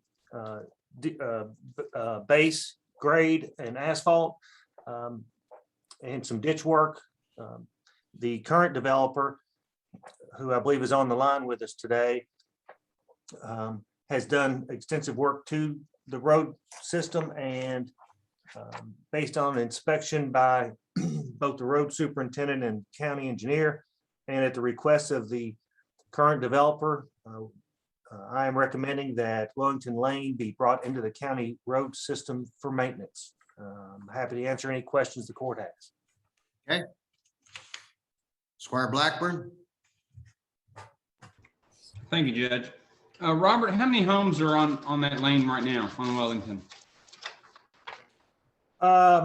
Fronting on Wellington, I believe there's only 2. Okay, and how many lots are there? There are a total of, originally there were a total of 28. There have been 2 minor plat consolidations, so the total number currently is at 26, roughly. Okay, now, and one last question. I noticed on the report that road superintendent said that he would have liked to have seen it being seeded and strawed. Has that been done? I'm not sure if it's been completed. That work is part of the contract that the developer has with his excavation contractor. I'm not sure if John Mitchell's on the line, if he could address that. I haven't been back out there since this most recent inspection. John Mitchell, you on the line? Yeah, I'm here. I haven't been back out to check and see if that was done. That was just one little short spot that evidently the weather got to them. But no, it's no big deal. It looks good to me. All right. Squire Muller. Thank you, Judge. Robert, don't we usually wait and take the roads over after the development is finished being built out? I thought we waited until kind of the last house was built. The old subdivision regulations require that the road be considered for acceptance at 80% build out. That is not the case in the current regulations. per the current regulations, in subdivision proposals, the developer has two options for the public improvements. Option one is that they can go ahead and construct all public improvements and have them accepted by the local jurisdiction prior to the recording of the final plat.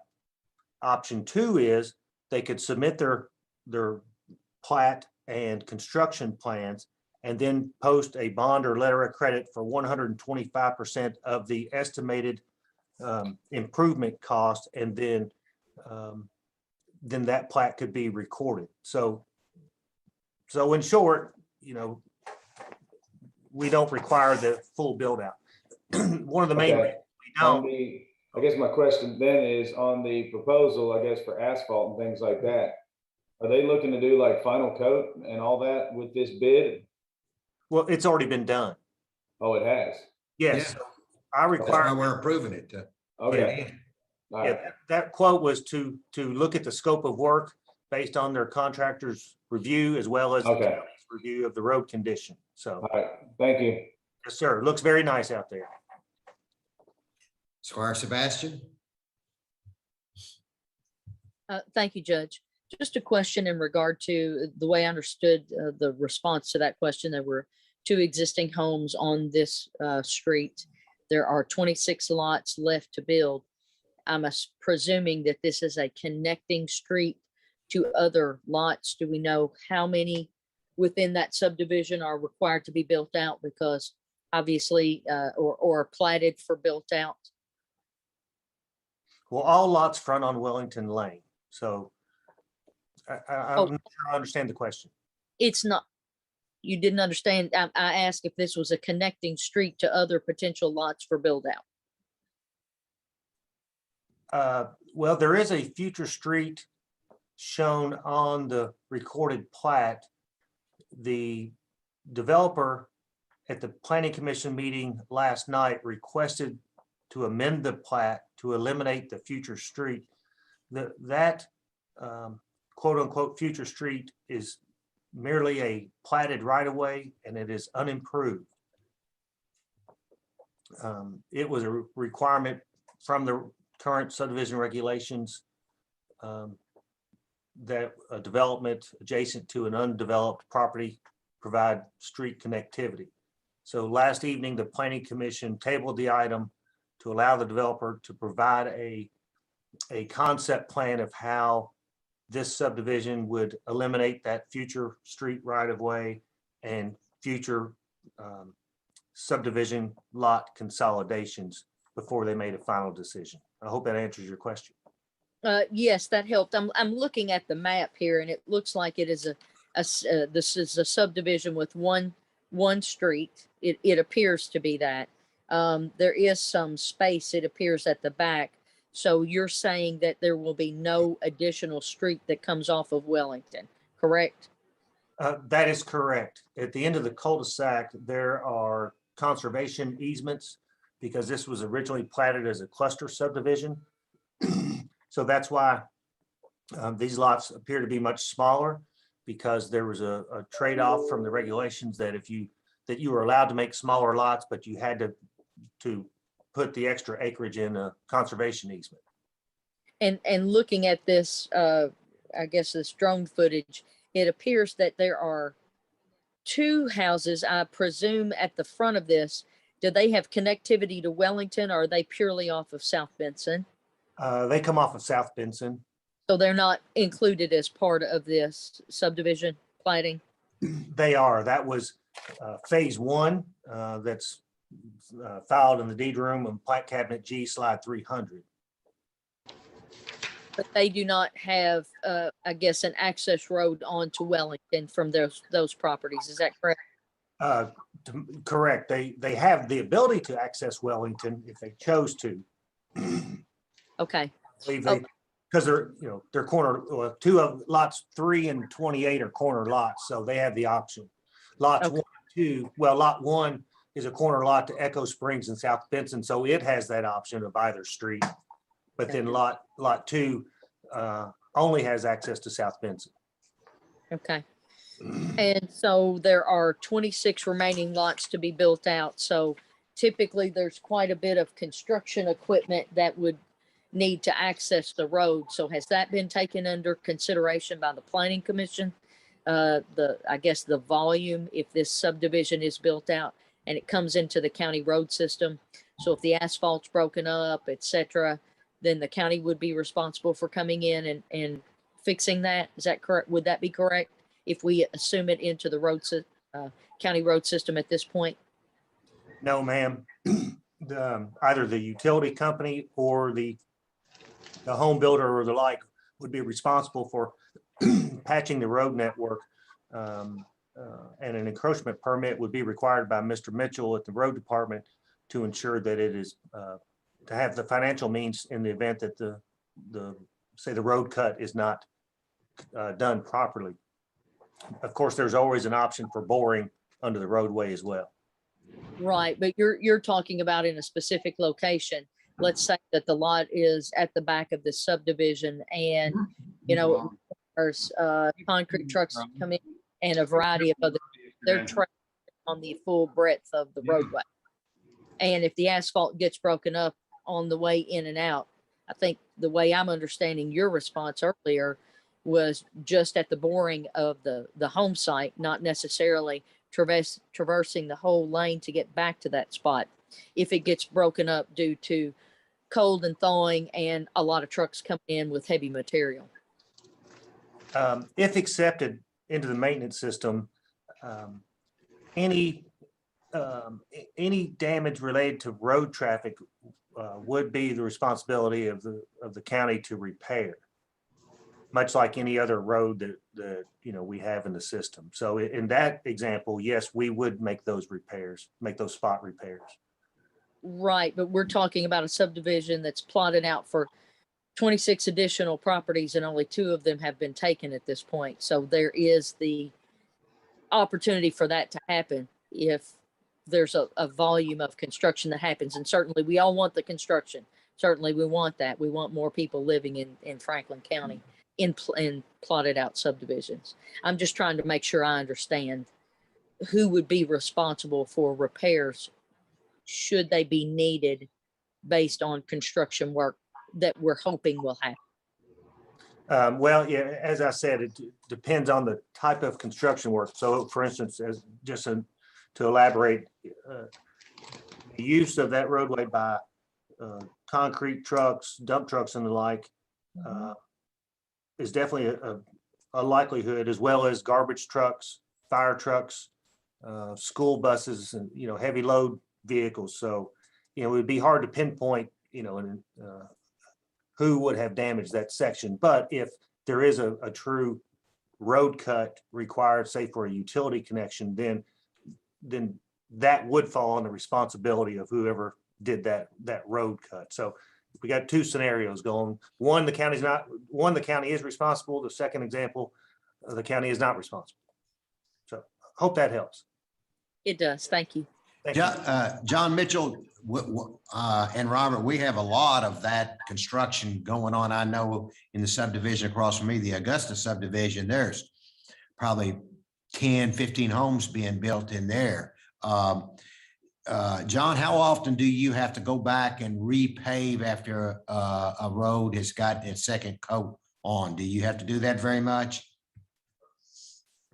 No, not really. I mean, once these roads are built to our standards, which this road has been brought up to that standard, and I believe the road will hold up. I mean, it's been there for 15 years or more already. So, you know, it's done worked in pretty good. It's been updated and I think the road's fine. And no, I mean, most times, you know, we inspect our roads before we bring them in pretty well, and they seem to hold up. And, you know, blaming it all on the construction traffic is not, it's not all construction. The trash trucks are really hard on roads.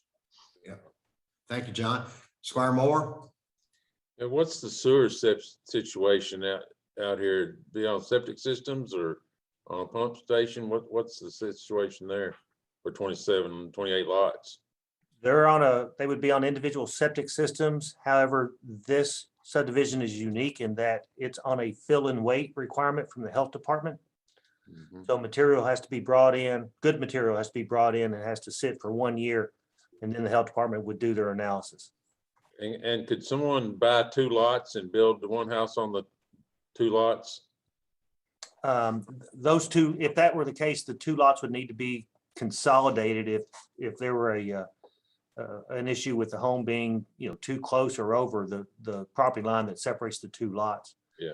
The reason that the planning commission tabled the item last night is because the current developer intends to further consolidate more lots in an attempt to provide adequate acreage for, a septic system. Yeah, because that was my concern. I don't think the lots are big enough in that crawfish area right there for good septic systems.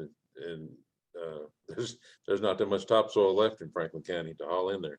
Right. So the planning commission wanted to see the concept that the current developer is proposing to consolidate lots. So, so while this may have started out as a 28 lot subdivision, it may end up down to, 20. Yeah. Okay. Thank you. Yes, sir. Thank you. Squire Blackburn, you had your hand up. Squire Moore covered the bases on my question. Thank you. Okay. All right. Any more questions on this item? Okay, the next item is authorization to award a construction contract to BEX Construction for improvements to the building at 231 East Main. And I think this is bid package number 2. And this is the final piece, isn't it? Robert, you want to talk about that? Yes, sir. You're correct. This will be the final bid package, fingers crossed, for this project for the 231 East Main Street building to accommodate the Simon House. This package is for the completion of the first floor fit up. In general terms, this will complete construction of the ADA restroom on the first floor with walk-in shower and other restroom facilities, small little knee wall. There may be some hardware that goes in on this bid package. The architect is on the line today and can answer any specific questions to any other work that needs to be done. As indicated in the background of your agenda abstract, bid package number 1 specific to the HVAC and electric upgrade is nearing completion.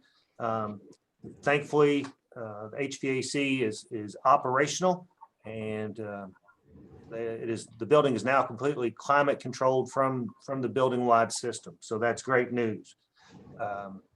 Other work has been done. I did separate bid packages, as the court's aware, for concrete cutting for the emergency egress door, and also a separate bid for the new egress door and transom itself. So we're moving along. It took a while to get where we are, but we're starting to see the light at the end of the tunnel. Okay, Squire Blackburn, your hand was up first. Yes, sir. Thank you, Judge. Robert, it says on the financial impact, we've got 100,000 each with the city. They're going to give 100,000. We're going to give 100,000.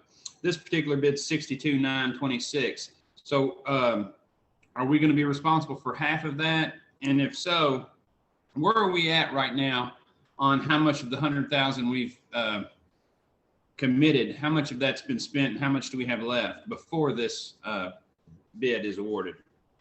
You're correct that this bid package would be split evenly between the city and the county, the 62,926. As it relates to the current construction cost, I don't have those available because the treasurer is also including the temporary cooling measures that were installed by the maintenance department. So I don't have those values. We did receive a draft document from the architect as it relates to his fees. So I do anticipate this project going over budget. Are we over budget right now, or have we met that threshold yet? Let's see, let me double check. Bid package 1. I think we're probably just right on it, not quite over it. Because we haven't paid the architect yet. So when the architectural fee is going to cause it to go over as well. That is correct. I'm trying to look up the the re-advertised bid tabulation. So we haven't even gotten Robert, this is, paint or trim or flooring or fixtures or. Mr. Ossie's on the line, I think. Mr. Ossie, did you want to say something? yes, bid package number 1 for the HVAC work and electrical with Hills Electric was $137,068 previously approved. So when you add in the cost of this proposal from Beck's Construction, that additional 62,926 brings the total to 199,994. That is just for the construction costs. There have been other costs that you've incurred directly. You did excavation, you've cut out a section of concrete wall, you've done door hardware work, and there will be soft costs, and there's potential for change orders.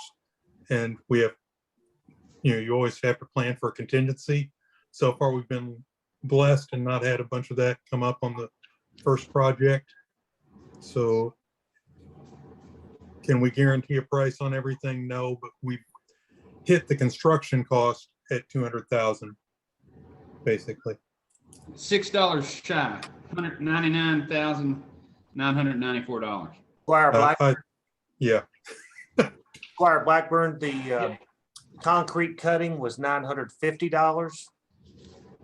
And then the aluminum door or the metal door with transom was $4,770. So what's, I mean, I go back to Squire Sturgeon. What's the bottom line? Where are we going to be at? What do we think we're going to be at? I mean, apparently our first estimate was not even close. So I don't know if I think we're even asking on what's left or not. I think we're probably going to be somewhere below 300,000 for including the architect and the total package. So we may, we'll probably have to go back to the city and ask for 50 more thousand, and from us 50 more thousand. So I've already alerted the city to that as a possibility, and they're aware that that's a possibility. But we're way under what the original bid was. Well, we missed our estimate by 50%, which is scary. So Yeah, I just want to make sure that any future projects, we get our hands wrapped around it and we make good estimates. Well, you also know what this climate is. Oh, absolutely. I buy lumber every day. Okay. Squire Muller. Thank you, Judge. Robert or Mr. Austin, I guess my question is, so we had two people turn in bids for this phase, correct? Yes. I guess we don't have copies of those. Are they time stamped, or how do we accept bids, just so I know? Yes, the sealed bids are date and time stamped, and then in the judge executive's office, i.e. his front office, they're maintained there, and then I retrieve them when it's time to open the bids. Okay, thank you. Yes, sir. Okay. Any questions? All right. Thank you, Robert. And I want to say once again, thank you to Mr. Aussie. Thank you to Jeremy and you, Robert, for moving this forward. Once again, we're hoping for, knocking on wood, praying for, before the first of the year, this project is complete. Robert, let's now go. As you can see, there's 8 items on the agenda that Robert Hewitt is dealing with. Robert is very busy. He's working extremely hard. We asked for a full-time planner position. You compromised and made it a part-time planner position. And we're excited that we have an applicant that would like to take this position. And Betty Jo, I'll let you speak about that, or Robert, well, either one of you. Robert, you want to go first while Betty gets on the line? Yes, sir. Thank you. So we have an applicant who is willing to accept the part-time position as the planner. The individual is currently a full-time employee with the state with extensive GIS or computer mapping abilities and works with PVA offices across the state and updating their systems. This individual also has a certification in geographic information systems, so that qualification is extremely helpful to the activities of our department. This individual is motivated to get into the field of land use planning. An interview was conducted with both myself, Judge Wells, and Deputy Judge Herod. We were quite impressed, and I would recommend that the fiscal court approve the hiring of this person, pending the required testing and background check. Squire Muller. Thank you, Judge. Thank you again, Robert. Hey, Robert, just curious, how many applications do we have for this position? We had 0. Okay, thank you. Just came in late, last minute. Squire Blackburn. I see on his employment history, he's currently working right now. Is he planning on doing both? No, can't do both. He's resigning his position. He wants to work part-time. Okay. That's good. Hey, Judge, if you don't mind, Robert, we actually received 3 applications for this position. Oh, that's right. Oh, you talking about from way back in July? Yeah, right. Oh, I'm sorry. I thought since none of that ever occurred, I was thinking about the second round of advertisements that we've done. And we actually have advertised twice. Yes, I included that information in the abstract. Okay, so my apologies. I was only thinking of the second round of advertisement that we had, in which we had no applications up until this gentleman. But prior to the first round of advertisement, we had 3 applications and 2 were qualified. We've spent, right, and I think we've spent close to about $2,000 on advertising costs for this position. Okay, nope. Any other questions? Okay, the next item, oh boy, this is exciting, getting to move forward on this. Authorization to approve a resolution relating to the acquisition of land identified as a portion of property located at 350 Lewis Ferry Road from the H.G. Mays Corporation. Robert? Yes, so negotiations were held, and the owner agreed to sell a portion of the property to the county. We did receive a written statement indicating their willingness to sell the property at a given price. That was received late yesterday and forwarded on to the county attorney and the deputy judge. With that, it would assist us in the goal of acquiring the proper acreage for construction of or reconstruction of the road department, and I recommend approval. Okay. And as a sister portion to this property, the next item is authorization to approve a resolution relating to the acquisition of land identified as 0.95 acre property located on Lewis Ferry Road, further known as PVA map, whatever. I'll get to that in the voting session. And this is from the Liebman estate, Robert. And this is the second piece of property that was needed to be acquired. Yes, it is, sir. So additional negotiations with this property owner did occur, and it was agreed upon in the purchase amount identified in your resolution. Of course, with both of these, the county would incur the closing costs, recording fees, and any other miscellaneous expenses. With this, I do recommend approval. I'm happy to answer any questions. I do want Mr. Sparks to come on, because this one is going to require a little bit different process because it is in the state and it's out of state estate. Counselor, are you on? Are you there? Counselor Yes, sir. Sparks?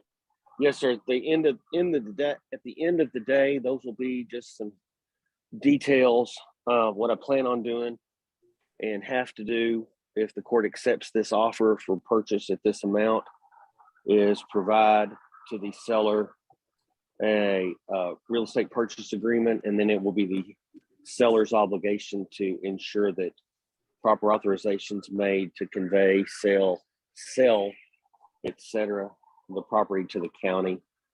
It's just a hurdle, but there will be some additional steps. So we're probably going to be looking at a little bit of a lengthier time frame to close it. Both of these properties, as y'all are aware, are adjacent to the existing road department property. And this will allow the county to have the entirety in fee simple under one plat, one map, one deed, without having ancillary property affected by road department usage, and give you a broader footprint. Okay. Any questions on either one of these pieces of property? John Mitchell, you ready to get this going, moving forward? Yeah, let's go. Ready. Okay, all right. You got it. All right.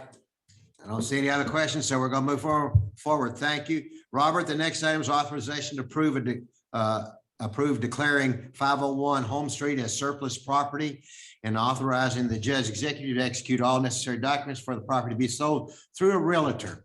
And last meeting, I believe we were talking about, there was a request for a piece of the property. In the meantime, there's also been a request to buy all of the property. And I think that in consultation with Mr. Sparks, we just felt like it's better to just declare the property as surplus so we can sell it and then have a realtor market it. Squire Moore? Yes, Judge. I think we should put this off until the next meeting when we can go into closed session and talk about the price that we want to ask for this if we don't like the appraised value, because I don't think that's something we should be doing out in public.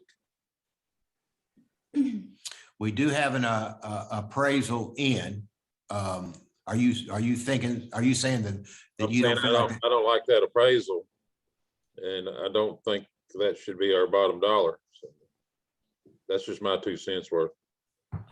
So do we have to, Counselor Sparks, do we have to go into closed session and discuss what the bottom dollar is if you have a realtor, or is the appraisal, can you get more than the appraisal amount, or do we have to declare this is our asking price and it being more than the appraised value? Because I'm thinking. No. I just remind the court what the issue is before the court today. Your first step is to declare it as possible as surplus for consideration of sale. And I understand that the judge executive is asking the court for leave to hire professional services in the form of a realtor to market it. And then certainly at the time and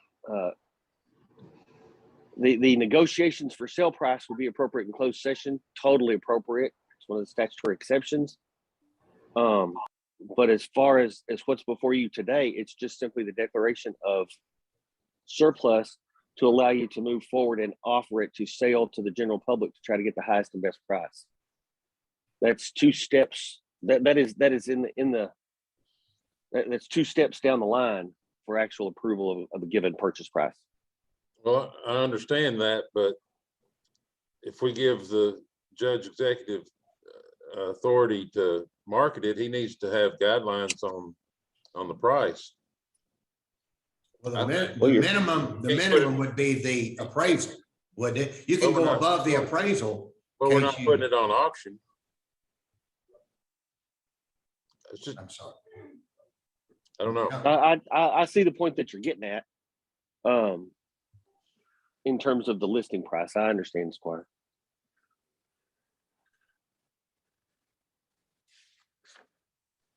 I'm willing to listen if anybody else has any thoughts on it. Squire Blackburn? Yes, thank you, Judge. It was my understanding we had a motivated buyer. We had a So I- motivated, okay, my first comment was we had a motivated buyer for a piece. Then we had another buyer saying that they'd like to buy the whole thing. So I can't get in there and say, well, we'll sell a piece and then it's best that we just surplus it and then let it market itself. I didn't want to That go makes through sense. that process. Squire Tracy? Thank you, Judge. Obviously, there's been some news that's been put out that there's going to be a lot of money spent in that area or coming to that area. Looks like this appraisal was done on the 11th. I'm not sure how the word now that all this money is going to be spent in that area, how that would affect the property value, but I can't imagine that it wouldn't do anything but help it. So I agree with Squire Moore. And again, also, if we are fortunate enough to build a road facility, we may need that property for a storage area or while that project's going on. Well, I asked John Mitchell that, and John, you can reiterate, if you would, tell the court that your thoughts are you don't need that property. You want to go ahead with say what you have told me, John? Yeah, we'll be fine without that. I don't think that's an issue. Okay. I appreciate that. I respect it. But again, they're the unknowns, kind of like that. We just talked about the building. It's the unknowns. You never know. You might need it. So that's where I'm at. So you're saying you're making a recommendation we don't sell it, Squire Tracy, is that correct? I haven't made a recommendation at all. I just gave you my thoughts. Okay.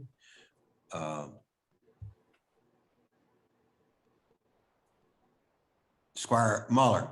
Thank you, Judge. I think to Squire Tracy's point, we all saw that news article last week. I mean, they're going to dump over $600,000 in that area. So I don't think we have to sell it, and I think it makes sense to me to sit on it. I think the value is only going to increase, and with a couple construction projects that we're looking at, I'm not saying we're going to need it for that, but I don't think we're in a position we have to sell it. And I think it would make better fiscal sense to hold on to it and let the value go up, and then if we can decide at any point to sell it. So that's where I am. And I understand. So the raise grant is actually a planning grant. So we're several years away. This money was great because it's going to plan on what can be done, how the road, what the sidewalks are going to look like. So selling this is actually a good thing because it gets a developer in there this raise grant is going to help a developer if they had that property, as they say, okay, now that I've got this coming, I can build this in there, and this would be a nice project for the area. That's what even the developers are telling me without knowing that the raise grant was going to come through. So remember, the raise grant is just a planning piece there. And it's great that we got it. I'm very happy that we got it, but it's the first step in several steps in moving this development, which definitely needs to happen forward. But anyway, if you don't want to sell it, we will hold off all calls and we'll just tell people you don't want to sell it. I need your direction. Tell me this was one piece to surplus it. And if you don't want to do that, tell me what you want to do. Squire Moore is going in a different direction. Squire Muller and Tracy are going in another direction.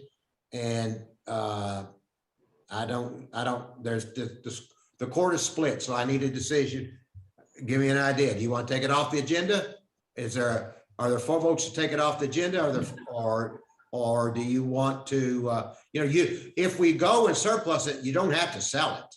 But you do get some ideas on what its value would be if you wanted to. But that's fine, whatever y'all want to do. Squire Tracy. Judge, I'm not against selling the property, nor did I ever say that. I'm fine with doing what Squire Moore wants to do. I agree. I think the appraisal is low, especially after hearing what we read in the paper. So I'm okay with doing exactly what Squire Moore said. Okay. So you want to go into not sell it at this point in time and go back in and have a closed session in the next to talk about the price? Absolutely. This is our second conversation on the property. One was in closed session, so we couldn't discuss it. It appears that you've had multiple conversations from people that may be interested in buying it. So yeah, I think we get behind closed doors and talk about it. Okay. You don't see a problem with that, do you, Counselor Sparks? You mean to table it and just hold on to it and table the resolution and declare it surplus? No, to not do any, to not move forward on anything and then go into. You got to break down the question. The first question before the court is whether or not you can declare it surplus. If the answer to that is no, then the next step would be to go back into closed session. But don't lose track of what you're doing today. And if you're going to table it, that's fine. Then how you choose to proceed for further discussions. But it is a proper subject for consideration in closed session. And that's also just a reminder that there's no authorization to sell. That's not the point of this resolution. And certainly if you deem it appropriate to table or to not vote or not approve this resolution to declare it surplus, you're just back to square one.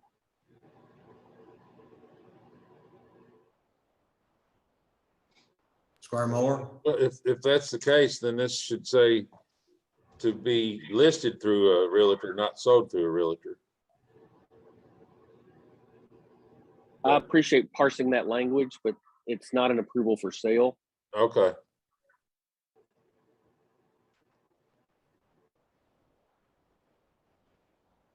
Okay.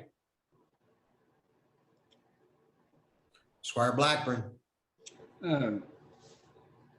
Counselor Sparks,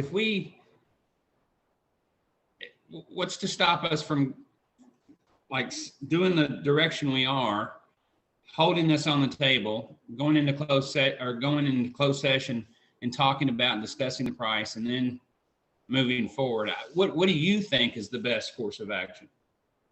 There are certain critical points in property once you declare it appropriate for surplus. It's kind of difficult to disentangle that. So if you're going to go into that direction, you want more discussion on it, then it's extremely appropriate to table it, withdraw the resolution, whatever you want to call it. But if you're not going to declare it surplus right now, then this needs to be off the table. That's why I said square one. It's literally square one. Okay. Squire Sebastian. Thank you, Judge. Just based on us having a very quick discussion about this in closed session, I'd be in favor of pulling it off today. I don't think we've thoroughly vetted this issue internally before making this a matter, putting it before the public. So I'd really like to go back to that as Counselor indicated, to square one. And I think square one is pulling it off the agenda today for the discussion. Okay, I'm pulling it off. We spent too much time on it to still go back to square one, so I'll pull it off. It will not be on, but I will put it on closed session to discuss it more in depth at our next meeting. All right, the next item is authorization to approve a resolution adopting and approving the execution of a rural secondary program agreement between the Fiscal Court and the Commonwealth of Kentucky Transportation Cabinet Department of Rural Municipal Aid, and accepting all roads and streets referred to therein as being a part of the county road system. John Mitchell. Yes, this is an agreement with the state with the 80-20 program for bridge replacement that we've been getting design work on, the Gregory Woods Bridge. So we signed up and they agreed. So we're one step closer. That should help us out. The estimate was around 200,000 for this project. So if we can get them to pay 80,000, we're doing good. So hopefully we'll get this done by spring or summer next year. Okay. All right, Squire Sebastian. Thank you, Judge. I was just a little confounded about the notice for the authorization because it says it's to approve to a resolution adopting and approving the execution of the secondary road program. And it talks about inside the document, the first couple of pages, it talks about referencing all roads and streets. But then the agreement and then it says see agreement, and then the agreement attached is only for Gregory Woods. So the way the resolution stands, and maybe the counselor can help out with this, if we approve that, does that make it sound like that the only road we're approving in the county road system is Gregory Woods Bridge? And it's not a full road? I just want to make sure I understand, because the way the styling of the resolution, it was just gave me a question about that. The actual document itself appears to be restricted to just one area. Right, the agreement does, but the styling of it, it talks about accepting, it's a references all roads and streets. So within Franklin County, I'm just trying to make sure I understand the distinction, if there is one, that's all. And so hopefully you can help me with that. Thank you. The agreement's restricted to just one area. It doesn't cover all the roads. It read that to say all roads on the agreement. The agreement's what's driving it. So Tambra, you wrote this because this is the way the state said write it. I'm not sure. Go ahead. I did not write the resolution. This is a standard resolution that the state sends us. Yes, They ma'am, that's submit right. this to us for adoption. So this is not something that has been written internally. This came directly from the state. Sure, I'm just referencing the first line of it. It says the fiscal court does hereby certify that all roads and streets referenced to in said agreement are now county roads as defined by KRS 178.10 subsection 1B. And so then the agreement that's attached only talks about Gregory Woods Bridge. That's the only reason. That's the only reason. Yes. Thank you. Yes, ma'am. That's the document referenced in the resolution. Yes, that's why I said the agreement was driving it. Yes, ma'am. Yeah. The only matter before you're talking about is Gregory Woods. Yeah. And that's what it says. It says all the roads that you're talking about in this agreement are county roads, right? Yes, sir, that is correct. I'm just trying to make sure I understood it. Thank you. Thank you very much. I appreciate it. I understand it. Okay. All right. The next item. Oh boy, this is exciting. The next item is authorization to hire a new fire chief. Chief Brian Brewer, Assistant Chief Brian Brewer, Betty Jo. Yes, this is to hire a replacement for Kevin Hutchinson that we're going to sadly miss. He's retiring December 31st of this year. We received 5 applications, which was awesome. One did withdrew his application, and we interviewed 4. And we feel like with the qualifications and the degree and experience, we are recommending, the interview committee was Judge Wells, Deputy Herod, myself, and Lambert Moore. And the interview committee is recommending Brian Brewer to be the next fire chief. We're asking for, it is a 2A position in the classification. And we're asking for 84,864. That was also the applicant's request. If you have any questions. Betty, I want to say this. There was some discussion that went out that questioned why we would not do this externally as opposed to internally. And I think the committee, when we interviewed those 4 candidates, were very, very impressed with all 4 candidates, and that we were we're very pleased with how this process moves through our fire department, and that that there is a process to move up, and that obviously the people that were eligible and that applied were extremely competent, and we're very proud that we had such great candidates. And so internally in this case worked very well. Would you not agree, Betty? Oh, yes, 100%. There was a lot of qualified candidates and we was very impressed. The fire department is a unique department because they do promote within engineers, captain, lieutenant, and battalion chief. So that's a great process. No. Any questions? Okay, Squire Moore, you want to go first, and then Squire Blackburn? Yeah, I just wanted to say that we did have some great interviewers, and every one of them agreed with hiring internally like we are, because it gives the guys coming on an avenue for advancement, and it helps with morale within the department. So, and again, just every one of them were just very good interviewers. Okay, thank you, Squire. Squire Blackburn. Yes, thank you, Judge.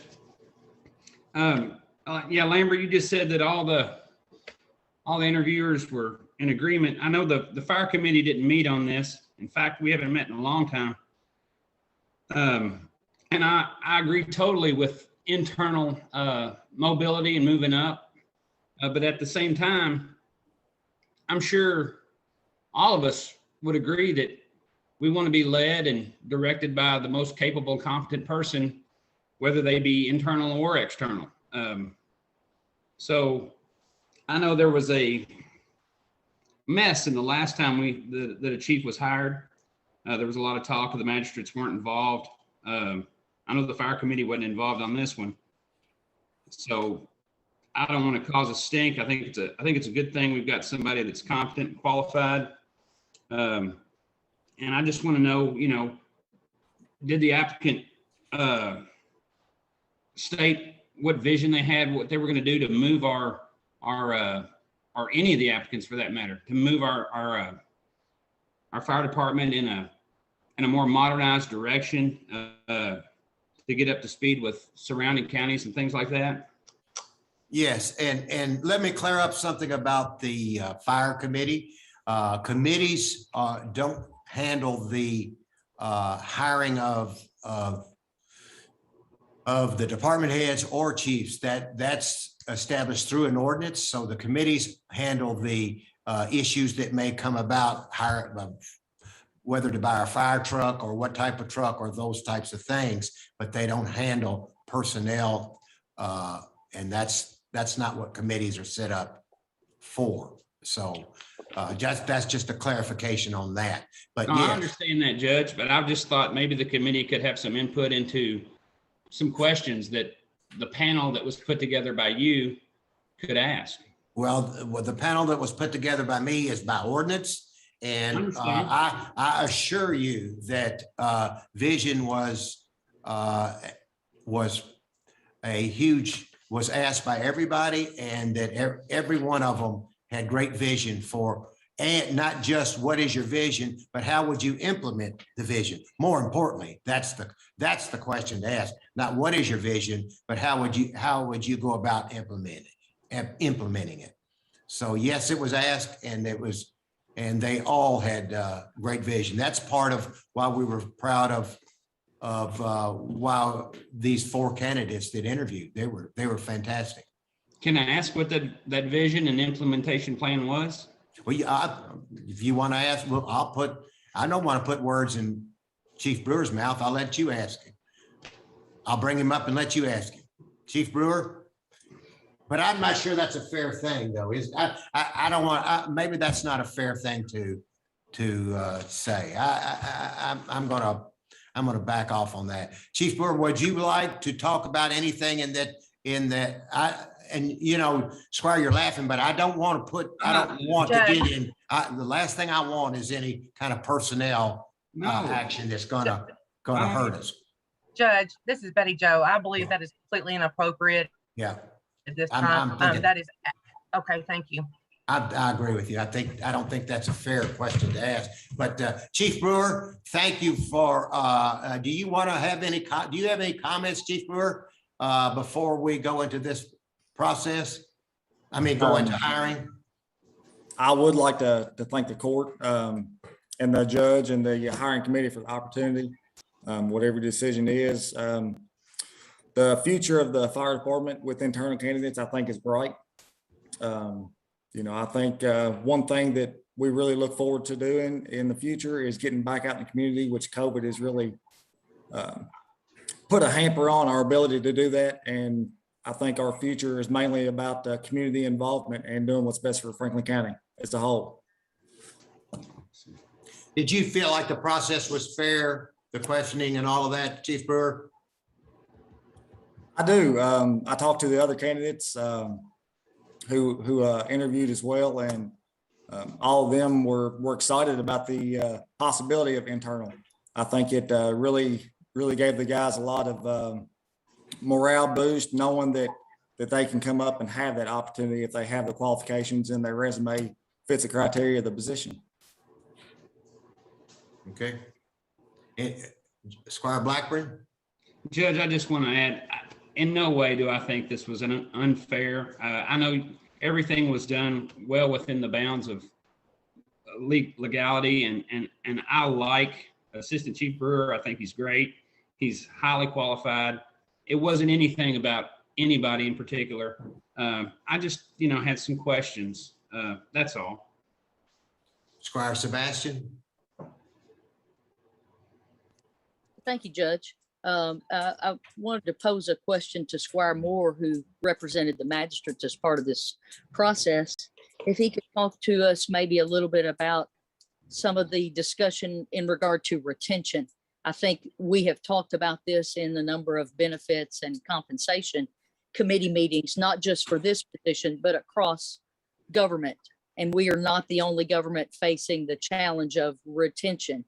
State governments facing it, city governments facing it, county governments that are contiguous and non-contiguous are facing it. So I just wanted to hear what his thoughts were in regard to the questions that were asked in regard to retention, because that's a huge issue facing all departments, especially the fire department. We're told that routinely. Well, a lot of that is the internal interviewing and giving these guys something to look forward to.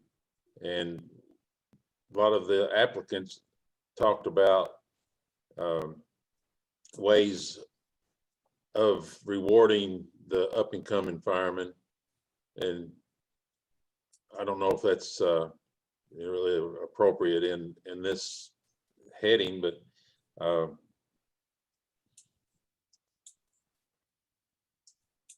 that's really all I have to. Now, let me help you with that, Squire Moore. Retention was definitely, it was a huge issue. Training was talked about as part of the retention and trying to help them and encouraging more training and providing more training. Pay is an issue as well. They were all very appreciative of what we have done through the the change in the healthcare, providing cutting some of the costs. Every one of them agreed that was huge in helping retain our firefighters. But the biggest piece, as the elephant in the room, is always is pay. And so morale is part of it, keeping morale up, training as being part of the morale.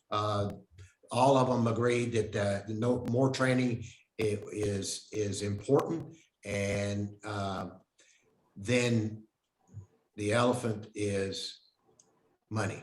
We gotta stay competitive the best we can monetarily. So that's in a nutshell what was discussed. So there was some discussion of retention, because I think that is one of the things that Absolutely. has to be absolutely on the radar for us going forward in whatever department. So I'm pleased to hear that that was part of the consideration. Now, I have something else I want to just bring up. See if this was discussed maybe by the committee itself outside of the applicants. Certainly, we're losing a very experienced veteran of the department who has retired once, and this fortunately will be a second opportunity for him to enjoy that. But, you know, I think given Chief Hutcherson's 28 years of service, you know, that is a very lofty thing for us to look toward for new individuals, as we talked about, because of the new tiers, et cetera, coming on that pose a problem with retention and recruitment, et cetera. But, you know, we've been fortunate to have Chief Hutcherson for 28 years. You know, really 8 of those leading the department as chief, and then 20 of those, you know, going from boots up to where he retired, I guess, as battalion chief. Given that, when he started, he didn't start at this salary, I think, that has been discussed with us. He started at a different level, and I realized that was a few years ago, but that offered an opportunity for growth. You know, and spacing among employees. And I think that's one of the key things I continue to hear Squire Moore talk about. So I'm hopeful that was discussed among the panelists. But, you know, I would be concerned about us. Concerned's not the right word. I just want to hear the discussion, I guess, by the committee about setting the salary level, because we're setting it for someone who has about half the experience at the 100% level of what the retiring chief is making now. And I know we've heard that a variety of times, that is, at least I know we've talked about that in every other position. So I think it warrants some discussion today in that regard, just so I can understand what the committee felt about that. Thank you. And eager to hear. Joe. I can answer that. We actually did discuss that in depth. Of the salary, and basically there's a big difference there. This candidate Ron Brewer has a bachelor's degree in fire science. That's huge. He also has an associate degree, so that was one big difference of the salary. And due to Brian's experience too, and the difference between the battalion chief right now and the assistant chief and the chief, it's pretty narrow. But the main thing is it was the education. So let's go back 8 years. Unfortunately, and it seems like, and I'm hoping that you all aren't going this way, but 8 years ago, lowballing people, new hirees, was kind of the norm. And you ask about retention. It was very clear that the 4 candidates that we interviewed said that we have to be competitive with salaries. This is what this was discussed, and even the outgoing fire chief said that's great.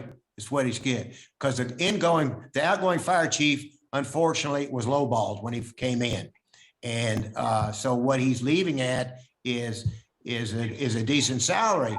But you compare him to the city of Frankfurt, and what there's about $40,000 difference. I'm just saying that we have got to be competitive, and at least we're bringing our new chief in at a fire chief's rate. It may be on the low end, but he'll have a chance to work his way up salary wise. So I don't think any of us, none of us said that he should be lower because of his experience, and from the mere fact that we thought that our present chief salary was too low as well. So that's it. That's it. And that's it. Betty, do you concur? That's 100% correct. He was lowball when he came in. I was on the committee, and the only reason he took the position is, for one, he was wanting to come back to the fire department. And he already retired once, so the salary wasn't that big of a difference to him. The other candidates, it was crazy. They was wanting like 120 and 150. Lambert may remember that, but that's the difference, and he can speak on that also. But that's what happened. Well, I don't remember what the previous fire chiefs, I wasn't on that committee. There was a magistrate on that committee though, when Kevin was hired. But some of the applicants this time were asking for more than this. And we did discuss it in length. Squire Muller? Thank you, Judge. I appreciate it. Betty Jo, just so I know, and I thought I read it somewhere, but I can't find it. What is the assistant salary? Where is my assistant chief brewer at, I guess, currently? I don't have that with me. Brian, do you have?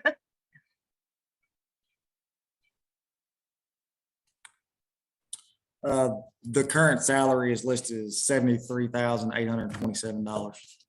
Thank you. Okay, thank you, Brian. No problem. Okay. Thank you, Brian. Congratulations. I hope we're going to vote here, and I think it's awesome. You'll be a great judge. I mean, not judge, a fire chief, sorry. A little tired here. Excuse me for that. The next item is authorization to advertise bids for fleet management services. This is coming to us because there's some proposals, and we've gone through the committee with this, and this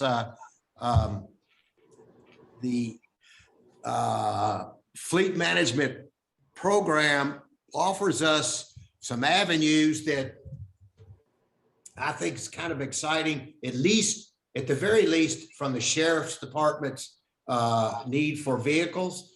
So I've asked that the sheriff and some people, I've asked that we get an RFP for fleet management, so the sheriff can at least get some concrete costs and ways that he can increase his fleet in an affordable way that will help us from our budget standpoint and help him from his fleet standpoint. Squire Tracy. Thank you, Judge.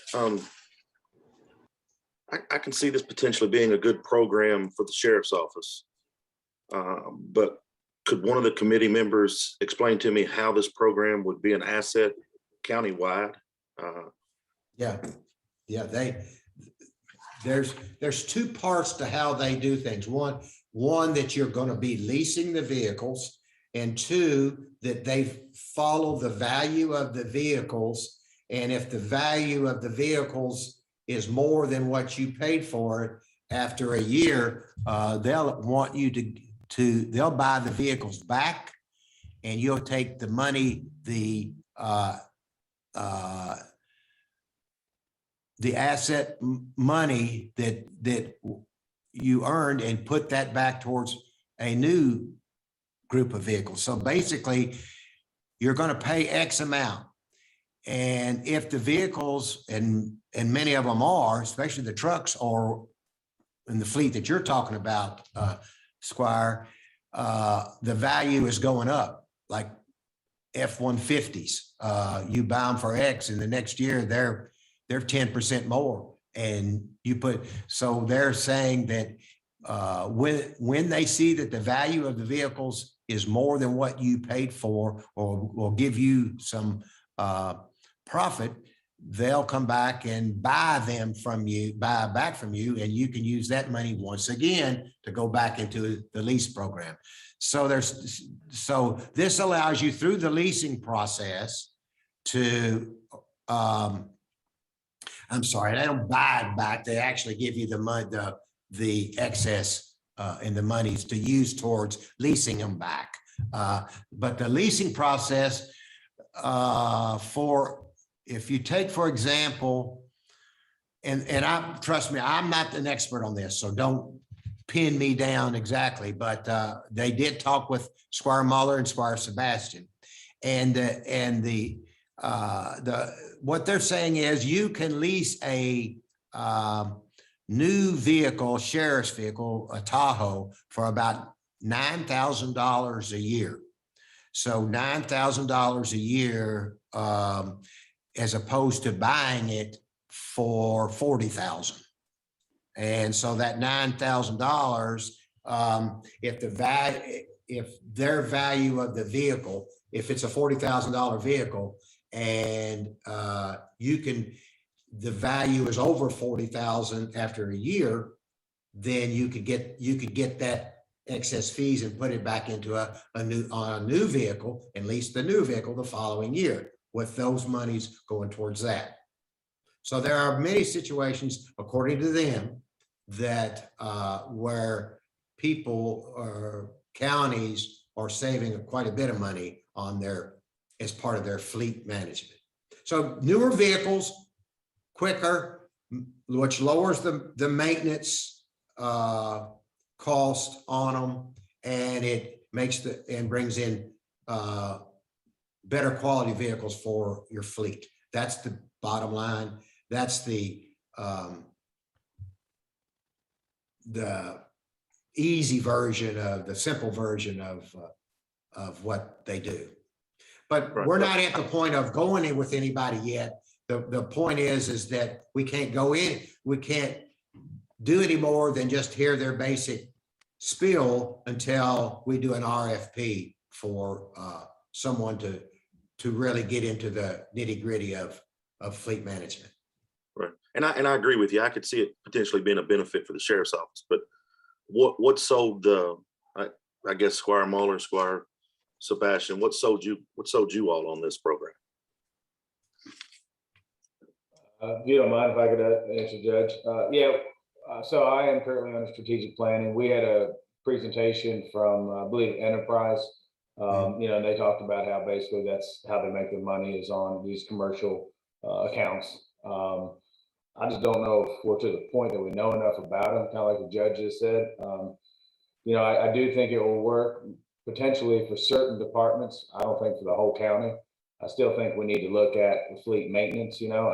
I still think with over 200 employees, and I'm not even sure how many vehicles and things we have between all the different areas that we need to be looking at doing, fleet maintenance on our own to better figure out, when to sell things, maintaining them ourselves. I think there could be a lot of money saved there. I'm not against this. I just don't know if we have enough information yet to put together an RFP as far as what we're actually looking for. So that's just kind of my 2 cents from a committee member. Well, if we don't send out an RFP, we're not going to get any more information than what we got. So the RFP is so we can, there's no commitment with an RFP. You just get a company that you can sit down and you can get into. I think fleet maintenance is a huge part of what they're trying to sell us as well, Squire, as part of this process. So all I'm asking for is for us to send out an RFP. We'll see what we got. We'll see if it's worthwhile. If it's not, we won't do it. But they'll come back and present it to all of us as part of the court. As part of court, that's what I would say. They definitely come back and do again with strategic planning and give you more in depth. So it's just the next step in trying to find out more is all it is. No commitment, just trying to find out more information. Squire Tracy. Yeah, I can just chime in regard to being part of this. We had a presentation from a group. They were going to get some information to us about other communities that are utilizing their services. And so, my personal next step would be reaching out to those counties that are in the Commonwealth to see what their experience is, not necessarily with just this firm, but just in general in a fleet management program before I would, think that it would be a prudent next step to issue an RFP. I'd like to just have a little more ground information before we release an RFP, just to hear the good and the bad, to see what we're looking at, because that helps. If we do go the route of the RFP, that helps inform how we write the RFP, so we can get exactly the product that we need to get. So I'm not necessarily yet at the RFP stage because I haven't done the research with other communities that are using a fleet management company. So Well, I that's have, and they asked you to, based on what we had discussed at our meeting. Thank you. they asked us to, the Franklin County Health Department does it. And Judy says it's fantastic for them. Casey Ellis at Owen County does it. Those are the two neighbors, and he loves it as well. So I mean, I've asked, but if you don't want to do it, that's fine. If you don't want to, I'm just trying to think ahead, trying to help the situation. So well, if you're, we definitely put the strategic planning committee together to think ahead. You're exactly right. that's all what it's about. My perspective is that I haven't been able to do the research. I'm not necessarily looking to do it with just one or two groups. They had indicated there were a variety of counties, a variety of sizes, and this is not necessarily one size fits all in regard to fleet maintenance or management. I'm sorry, because there could be a fleet maintenance aspect to this program. So that's why it's critical, I think, to, at least from my perspective, and I think that was Squire Tracy's question, is members of the committee, what did you hear, and how are you looking at this? So I'm only answering it in that regard. I haven't been.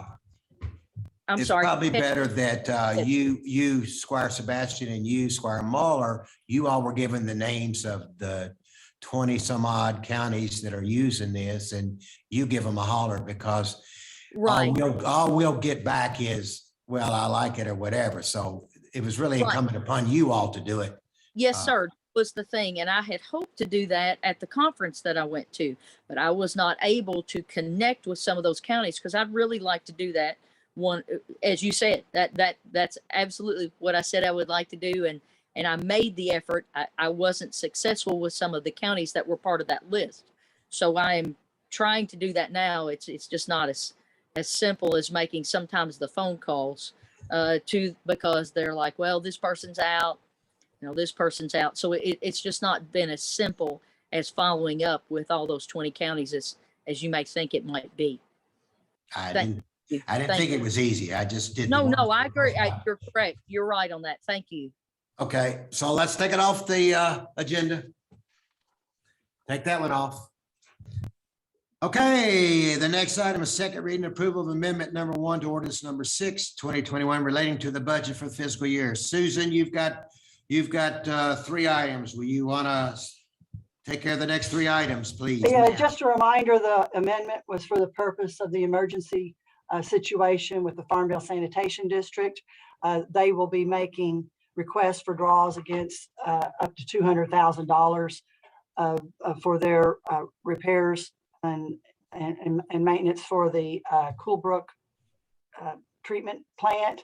We have yet to receive any requests yet, but anticipate that in the next court, I would say, for some of those funds. So this amendment will budget that line item for that amount. The the next item, the treasurer's report, of course, I gave you. Yes, ma'am. I just have a question. It's listed on the document as a loan. I just want to make sure the court is clear on what that means. As far as it's a drawdown, and I believe we just determined it would be 0 interest and pretty much the same terms as the last time around. Just 10 years. Yeah. I'm only being sure that everybody understands what that. Thank you. Yes. On the treasurer's report, just a couple of things I'll comment on, and if there aren't any specific questions. But again, we continue to monitor our receipts in relationship to COVID and COVID impact. And of course, tourism was very hard hit with that, with the pandemic. We had gone in 2019 with pretty much record high receipts of over $500,000 that we turned over for tourism. And then in 2000 and that same period in 2020, or fiscal year 2021, we took in less than half of what we had taken in the prior year.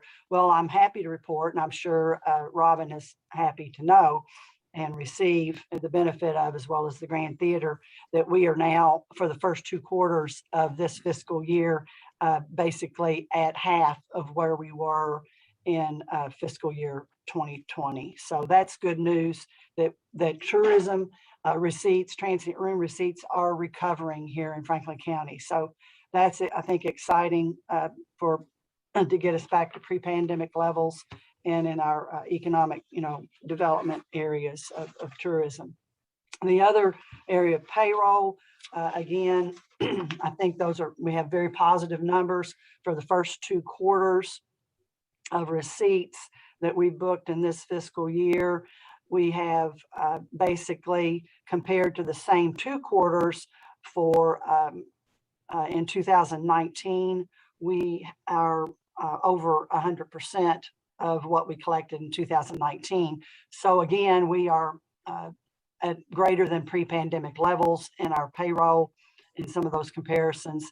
And of course, we've already recognized the impact of the state payroll shrinkage, or basically because of relocation. And I'm sure everybody's aware that the biggest hit was at the city and not at the county. So those are 2 areas of figures that I did take a closer look at. And if there's any other areas, I'll be happy to address those. Just wanted to comment to Squire Blackburn. We do have project accounting that we are monitoring our projects with, so we can group our costs and our receipts associated with projects. So that 231 renovation is set up as a project. It was just kind of been a long drawn out process of getting it rolling. Of course, we've got Hills with our major contract there. And as you said, over $200,000, in contracts with this one coming up now.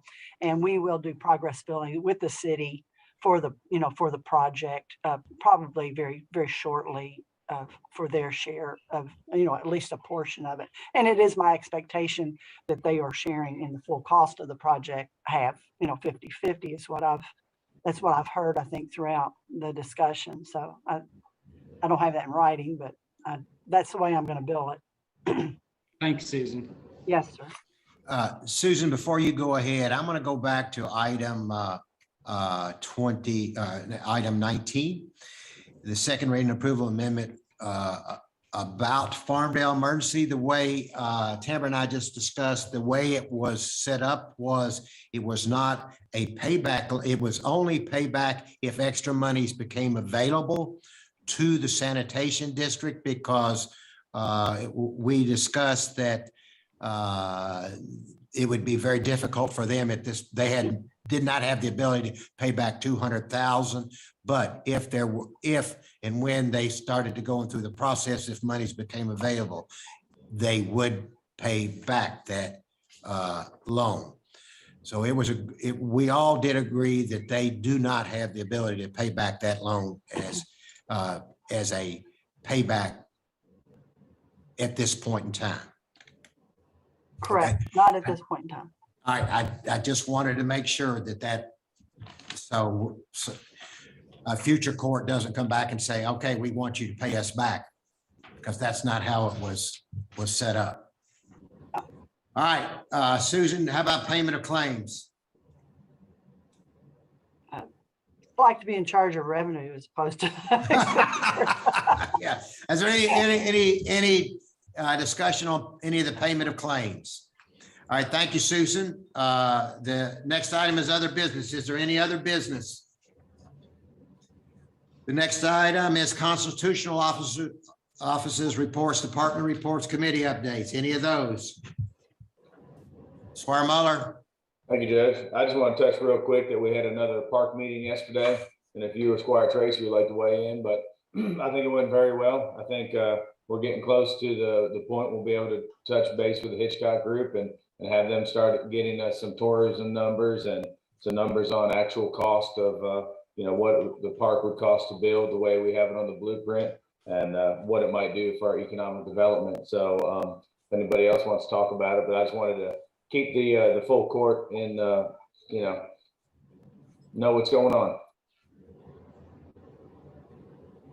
Okay, just a time frame. The Parks Committee is going to meet again in the near future.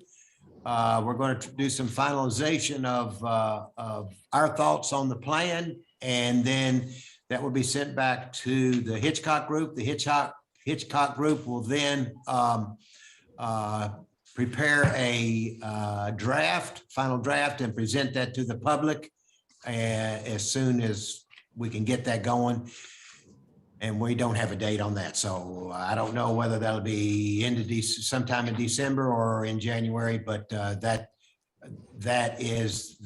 are the steps that are left. So that's in addition to your update. If anybody else? I don't see any others. So let's, because we're in a time strain here, we need to, if everybody can hold it, we'll try to go through the regular meeting, the voting meeting now. And so let's switch gears and let's call this the Franklin County Fiscal Court video teleconference regular meeting, the voting session for November 19th, 2021 to order. Clerk, will you call the roll? Squire Sebastian, Here. Squire Blackburn, Present. Squire Muller, Present. Squire Tracy, Here. Squire Booth, Squire Moore,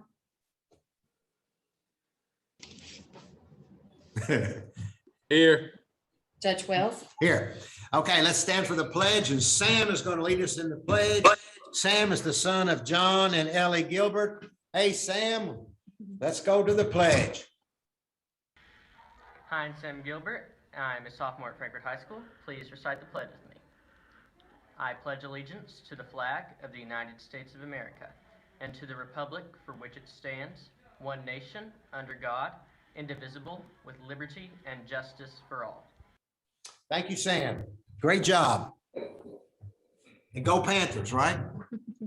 All right. Actually, go Flyers because they're playing tonight. Good luck to them. Okay, the first item on the agenda is authorization for approval of minutes from our regular meeting of October the 28th, 2021. So moved. Moved and seconded. Call the roll. Squire Sebastian, Yes. Squire Blackburn, Yes. Squire Muller, Yes. Squire Tracy, Yes. Squire Moore, Yes. Judge Wells. Yes. Next item is authorization of approval of the county clerk's claim in the amount of $3,503.55 for preparing the tax bills. So moved. Second. Discussion, call the roll. Squire Sebastian, Yes. Squire Blackburn, Yes. Squire Muller, Yes. Squire Tracy, Yes. Squire Moore, Yes. Judge Wells. Yes. Next item is authorization for the approval of the sheriff's official receipt for property tax bills for the 2021 year. So So moved. moved. Blackburn motion, Moore second, I think it was. Mueller, okay. Call the roll. Squire Sebastian, Yes. Squire Blackburn, Yes. Squire Muller, Yes. Squire Tracy, Yes. Squire Moore, Yes. Judge Wells. Yes. The next item is second reading and approval of an ordinance amending chapter 31, officials and organizations, Section 0.01 firefighter qualifications of the Franklin County Code of Ordinances by amending the hiring and fitness requirements for firefighters. So moved. Second. Squire Tracy on the second. Call the roll. Squire Sebastian, Yes. Squire Blackburn, Yes. Squire Muller, Yes. Squire Tracy, Yes. Squire Moore, Yes. Judge Wells. Yes. The next item is authorization to approve a resolution in support of submission of an application for grant funds with the United States Department of Homeland Security and the Federal Emergency Management Agency's 2022 Assistance to Firefighters Grant. So moved. Second. All right, call the roll. Squire Sebastian, Yes. Squire Blackburn, Yes. Squire Muller, Yes. Squire Tracy, Yes. Squire Moore, Yes. Judge Wells. Yes. The next item, which would have been a second reading of our purchasing ordinance, has been removed. So the next item is the second reading and approval of an ordinance amending the table of special ordinances, section 1, zoning map changes of the Franklin County Code of Ordinances for a 53.5 acre property identified as PVA map number 060-00-00-024.01, located on Manley Leestown Road from Agricultural District, AG, to Industrial General District, IG. So moved. Second. Discussion, call the roll. Squire Sebastian, Yes. Squire Blackburn, Yes. Squire Muller, Yes, I would like to thank Harlan Wheatley and his team at Buffalo Trace for everything they do for our community, and I'm a yes. Squire Tracy, Yes. Squire Moore, Yes. Judge Wells. Yes. The next item is the first reading of ordinance amending the Franklin County Code of Ordinances, section 155.010 definitions, 155.085 table of permitted uses, and create section 155.124 residential recovery facility to section 155 conditional uses to add the land use of residential recovery facility as a conditional use in the agricultural AG, rural residential RR, rural residential A, RA, rural residential B, RB, rural residential C, RC, special residential RS, two dwelling RD, rural low density multifamily RL, rural high density multifamily RH, professional office PO, rural limited commercial CL, industrial commercial IC, and general industrial IG zoning districts. This is the first reading. There will be discussion at our next meeting on December 2nd about some of these changes that could take place. The second reading will be held on December the 17th at 9 a.m. The next item on the agenda is authorization to approve a resolution accepting Wellington Lane into the Franklin County road system. Is there a motion? I'll make a motion. Okay. Is there a second? I'll second it. Okay. Motion and seconded. Call the roll. Squire Sebastian, I guess due to the comments of the road supervisor about the condition of the road being brought up to code, and the assertion that it meets all the standards, I'll progress. Squire Blackburn, I want to mirror Squire Sebastian's comments. I have full faith in our road superintendent, and he's the one that the buck stops at. And if he says it's ready and he is willing to take it on and as fiscally responsible as he is, I agree. So I'm a yes. Squire Muller, Yes. Squire Tracy, Tracy, did you say yes? Yes. Squire Moore, Yes. Judge Wells. Yes. Next item is authorization to award a construction contract in the amount of $62,926 to BEX Construction for improvements to the building at 231 East Main Street, bid package number 2. So moved. Second. Call the roll. Squire Sebastian, Present. Squire Blackburn, Yes. Squire Muller, Yes. Squire Tracy, Yes. Squire Moore, Yes. Judge Wells. Yes. Next item is authorization to hire Daniel Walker as a part-time planner in planning and zoning at a salary of $20.50 per hour. So moved. Second. Call the roll. Squire Sebastian, Yes. Squire Blackburn, Yes. Squire Muller, Yes. Squire Tracy, Yes. Squire Moore, Yes. Judge Wells. Yes. Next item is authorization to approve a resolution relating to the acquisition of land identified as portion of property located at 350 Lewis Ferry Road from the H.G. Mays Corporation in the amount of $5,000. So move. Second. This, just as a discussion, this property, we have been using for a number of years now, and we're getting it, acquiring from H.G. Mays. So we have the potential to build a new road department in this area. With that being said, call the roll. Squire Sebastian, Yes. Squire Blackburn, Yeah, I just want to say that I'm glad that we're finally getting the pieces in place to take care of our road department and get it updated. I'm a yes. Squire Muller, Yes. Squire Tracy, Yes. Squire Moore, Yes. Judge Wells. Yes, next item is authorization to approve a resolution relating to the acquisition of land identified as 0.95 acre property located on Lewis Ferry Road, further known as PVA map number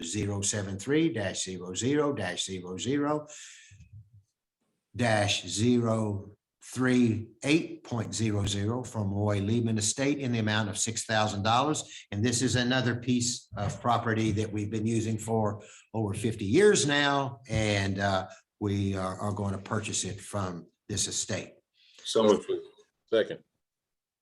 Who made the motion? I'm sorry. Tracy, Tracy. Okay. Or made second. call the roll. Squire Sebastian, Yes. Squire Blackburn, Yes. Squire Muller, Yes. Squire Tracy, Yes. Squire Moore, Yes. Judge Wells. Yes. The next item, authorization to approve declaring 501 Home Street as surplus property, has been removed from the agenda. The next item is authorization to approve a resolution adopting and approving the execution of a rural secondary program agreement between the Fiscal Court and the Commonwealth of Kentucky, Transportation Cabinet, Department of Rural Municipal Aid, and accepting all roads and streets referred to therein as being part of the county road system. So move. Second. Call the roll. Squire Sebastian, Yes. Squire Blackburn, I just want to say, if that bridge wasn't there, I don't know how you'd get there from here. That's pretty far out there and it needs to be done. Oregon Road. Have to come from Arlington. That's John Mitchell that. All right, call the roll. okay, was that a yes? I'm sorry. Yes, ma'am. Okay, Squire Muller, Yes. Squire Tracy, Yes. Squire Moore, Yes. Judge Wells. Yes. The next item is authorization to hire Brian Brewer as fire chief effective January 1st, 2022 at an annual salary of $84,864, replacing the great Chief Kevin Hutcherson, who is retiring, and we're going to miss you, Kevin, and thank you so much. We'll be talking with you. I'm sure we're going to do something and hopefully in the near future to honor you. But Kevin Hutcherson, thank you. God bless and welcome Brian Brewer, hopefully. Let's see how that goes. Call the roll. I need a motion. Need a motion, okay? So moved. Second. Call the roll. Squire Sebastian, Yes. Squire Blackburn, I just want to say I'm happy that we have qualified folks that are motivated internally, that are ready to step into the role. I'm glad we had several put in their applications, and I want to commend Assistant Chief Brewer for being proactive in his education and working hard to get all the certifications he does, and his bachelor's degree in fire science. And I'm a yes. Squire Muller, Yes. Squire Tracy, I'd like to explain my vote. After a lengthy conversation with legal counsel, this particular candidate is a relative of mine by marriage, and I've been advised to vote present on this particular line item. With that being said, I vote present. Squire Moore, Just a clarification, this takes place January 1st, right? That's what I said, didn't I? January 1st, 2022. Yes. You Okay. did. Yes, yes. I'm a yes. Judge Wells. Yes, and Brian Brewer, thank you. God bless you and all the best as you move forward. We're excited about your leadership. And Chief Hutcherson, God bless you and thank you so much for your leadership through the past 8 years as chief and all the other time you spent in with the fire department. We'll end this by saying we are better now than we were 8 years ago because of your leadership. And thank you, Chief Hutcherson. The next item is the second reading and approval of amendment number. No, let me go back and say, item number 18, authorization to advertise bids for fleet management has been removed. Now, the next item is second reading approval of amendment number 1 to ordinance number 6, 2021, relating to budget for the fiscal year 2021, 2022. So moved. Second. Call the roll. Squire Sebastian, Yes. Squire Blackburn, Yes. Squire Muller, I'm glad the fiscal court's able to help the people of Farmville area. Yes. Squire Tracy, Yes. Squire Moore, Yes. Judge Wells, Yes. The next item is authorization to receive the treasurer's report. So moved. Second. Call the roll. Squire Sebastian, Yes. Squire Blackburn, Yes. Squire Muller, Yes. Squire Tracy, Yes. Squire Moore, Yes. Judge Wells, Yes. The next item is payment of claims. Is there any motion to deny any payment of the claims? Seeing none, let the record reflect claims are ordered to be paid. The next item is authorization to adjourn. So moved. Hey, Judge, Yes, sir. I got a couple questions if you don't, or maybe it's too late. I don't know. I just wanted to see if we could get an update on the compensation study. Or is it too late? No, it's not too late, but It's not a big deal. I can circle back. It's not a big deal. okay, all right. Okay, do you have a second question? No, sir. You said a couple questions. Okay, all right. Okay, authorization to adjourn. Did we have a motion to adjourn? Squire Moore, I know you made the motion. Is there a second? Is there a second to adjourn? So I'll moved. make the second to adjourn. Let's adjourn. I don't know what the problem is here. Okay, all right, call the roll. Squire Sebastian, Yes. Squire Blackburn, Yes. Squire Muller, Yes. Squire Tracy, Yes. Squire Moore, Yes. Judge Wells, Before I say yes, I want to wish everybody a happy Thanksgiving. I hope you have a great time with your family, all the families together. We are getting better in COVID. We're not over it yet. So everybody be careful. And most importantly, if you travel, may be very safe in your travels. God bless everybody. Have a happy Thanksgiving. And yes, we are adjourned. Thanks everybody for watching. Thank you all. Happy Thanksgiving. Happy Thanksgiving, everyone.